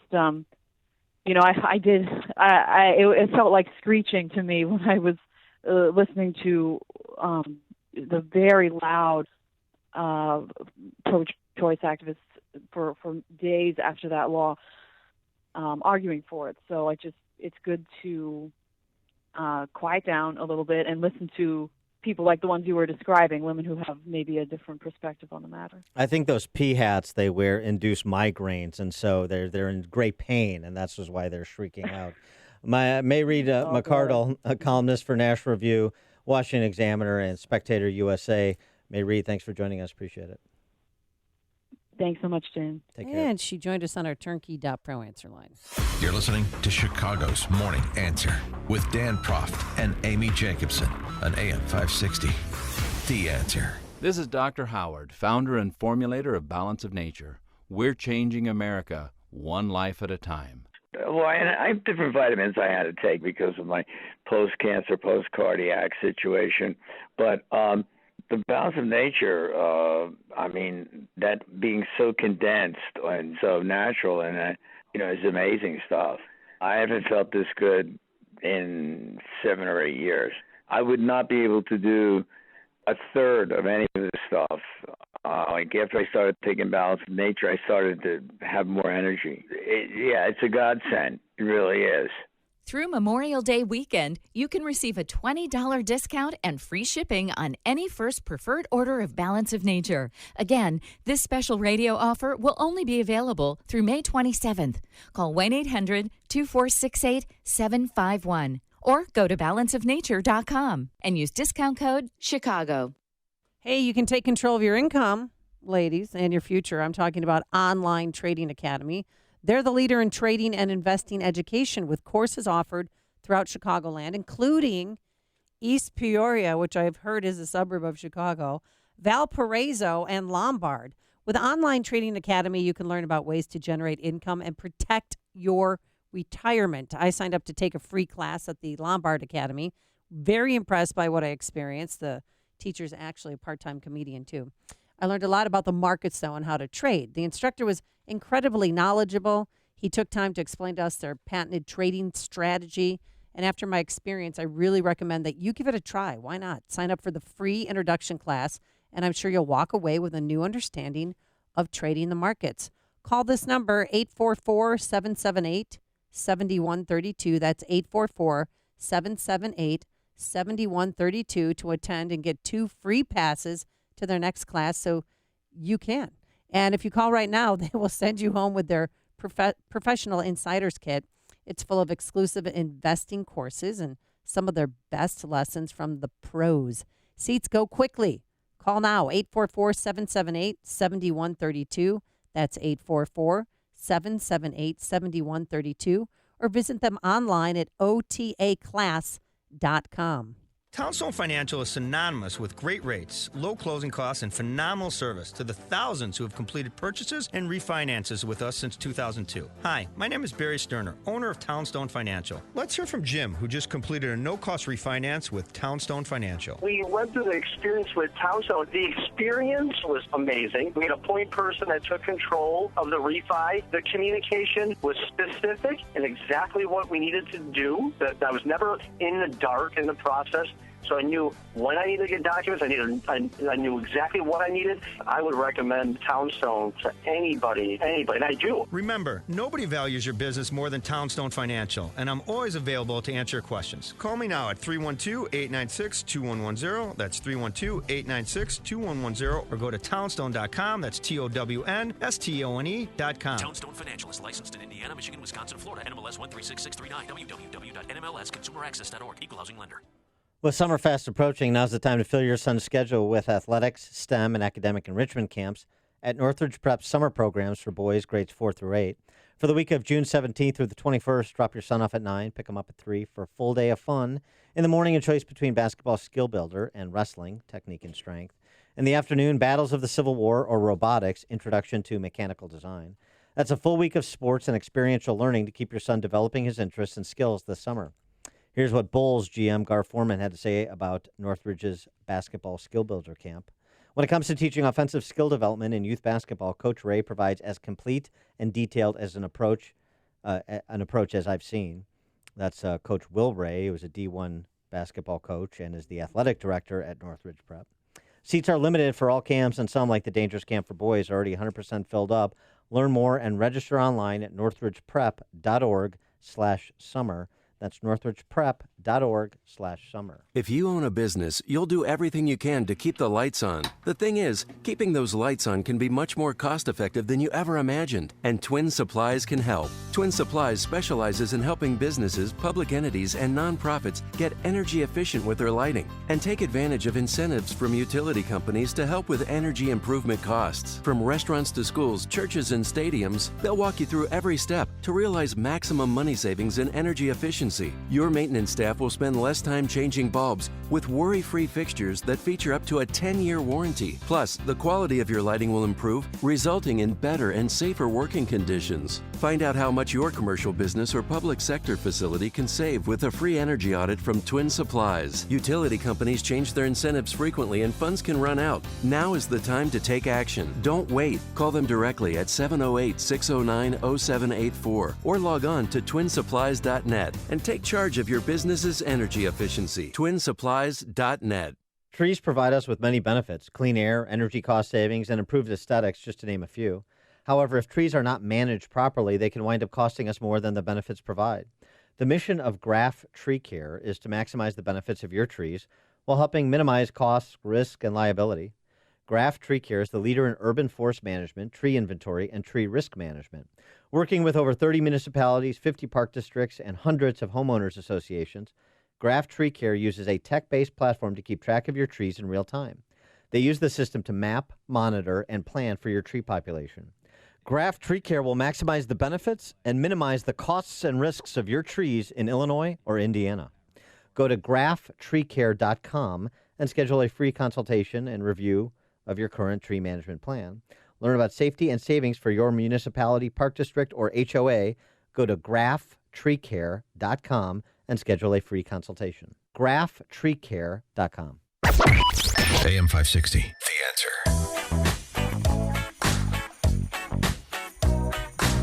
Two men you should know. One, Keenan Lowe, he's a football coach, security guard in Portland at a high school there. He stopped a gunman, a kid. He tackled him when he walked into the room with a shotgun. He had on a black trench coat, got out a gun, and he just knocked him to the ground. Best tackle of his life. And then he held the kid down by his throat and held the gun down away from his body so that he wouldn't, because he's reaching for the weapon. What does it feel like to be called a hero? You know, it feels great, but, you know, for me, like I said, I feel like, you know, I was put in that room for a reason. You know, the shooter didn't know I was in that room when he opened the door, and I think there's things in my life that have happened that I think have prepared me for that very moment. Yeah, like being a former wide receiver for University of Oregon's football team. Yeah, but I also think that something has changed ever since Todd Beamer said, let's roll on 9/11. And that's that people understand you have got to attack the shooter. I mean, think about what Kendrick Castillo, that kid, did in Colorado at the charter school that was shot up by those two. Yes. By the way, where did that story go? Why? The judge apparently is sealing the court proceeding of the two shooters.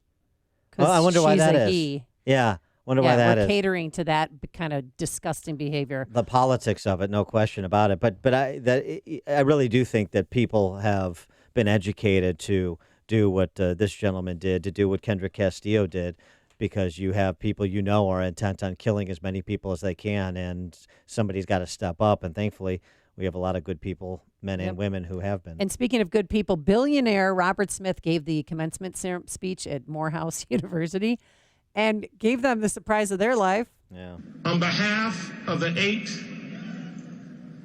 generations of my family who have been in this country, we're going to put a little fuel in your bus. And my family is making a grant to eliminate their student loans.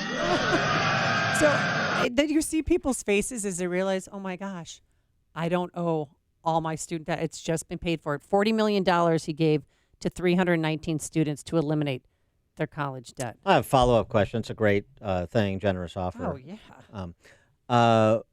Mr. Smith, would you hire any of these grads at your private equity firm? Sure. We don't know. But, I mean, it's a very nice gesture that should not go unnoticed. Thanks so much for making this part of your morning. Thanks to Justin Kosick, our technical producer, and Quinn McCarthy, who's our Cuddle Party facilitator. We're back here tomorrow morning, bright and early at 5 a.m. Now, here is Mike Scott. CPD investigating attempted arson and vandalism near synagogues. A Fox Lake man charged with leaving the scene of an accident after crashing into a home. Lori Lightfoot says she's ready to be mayor of Chicago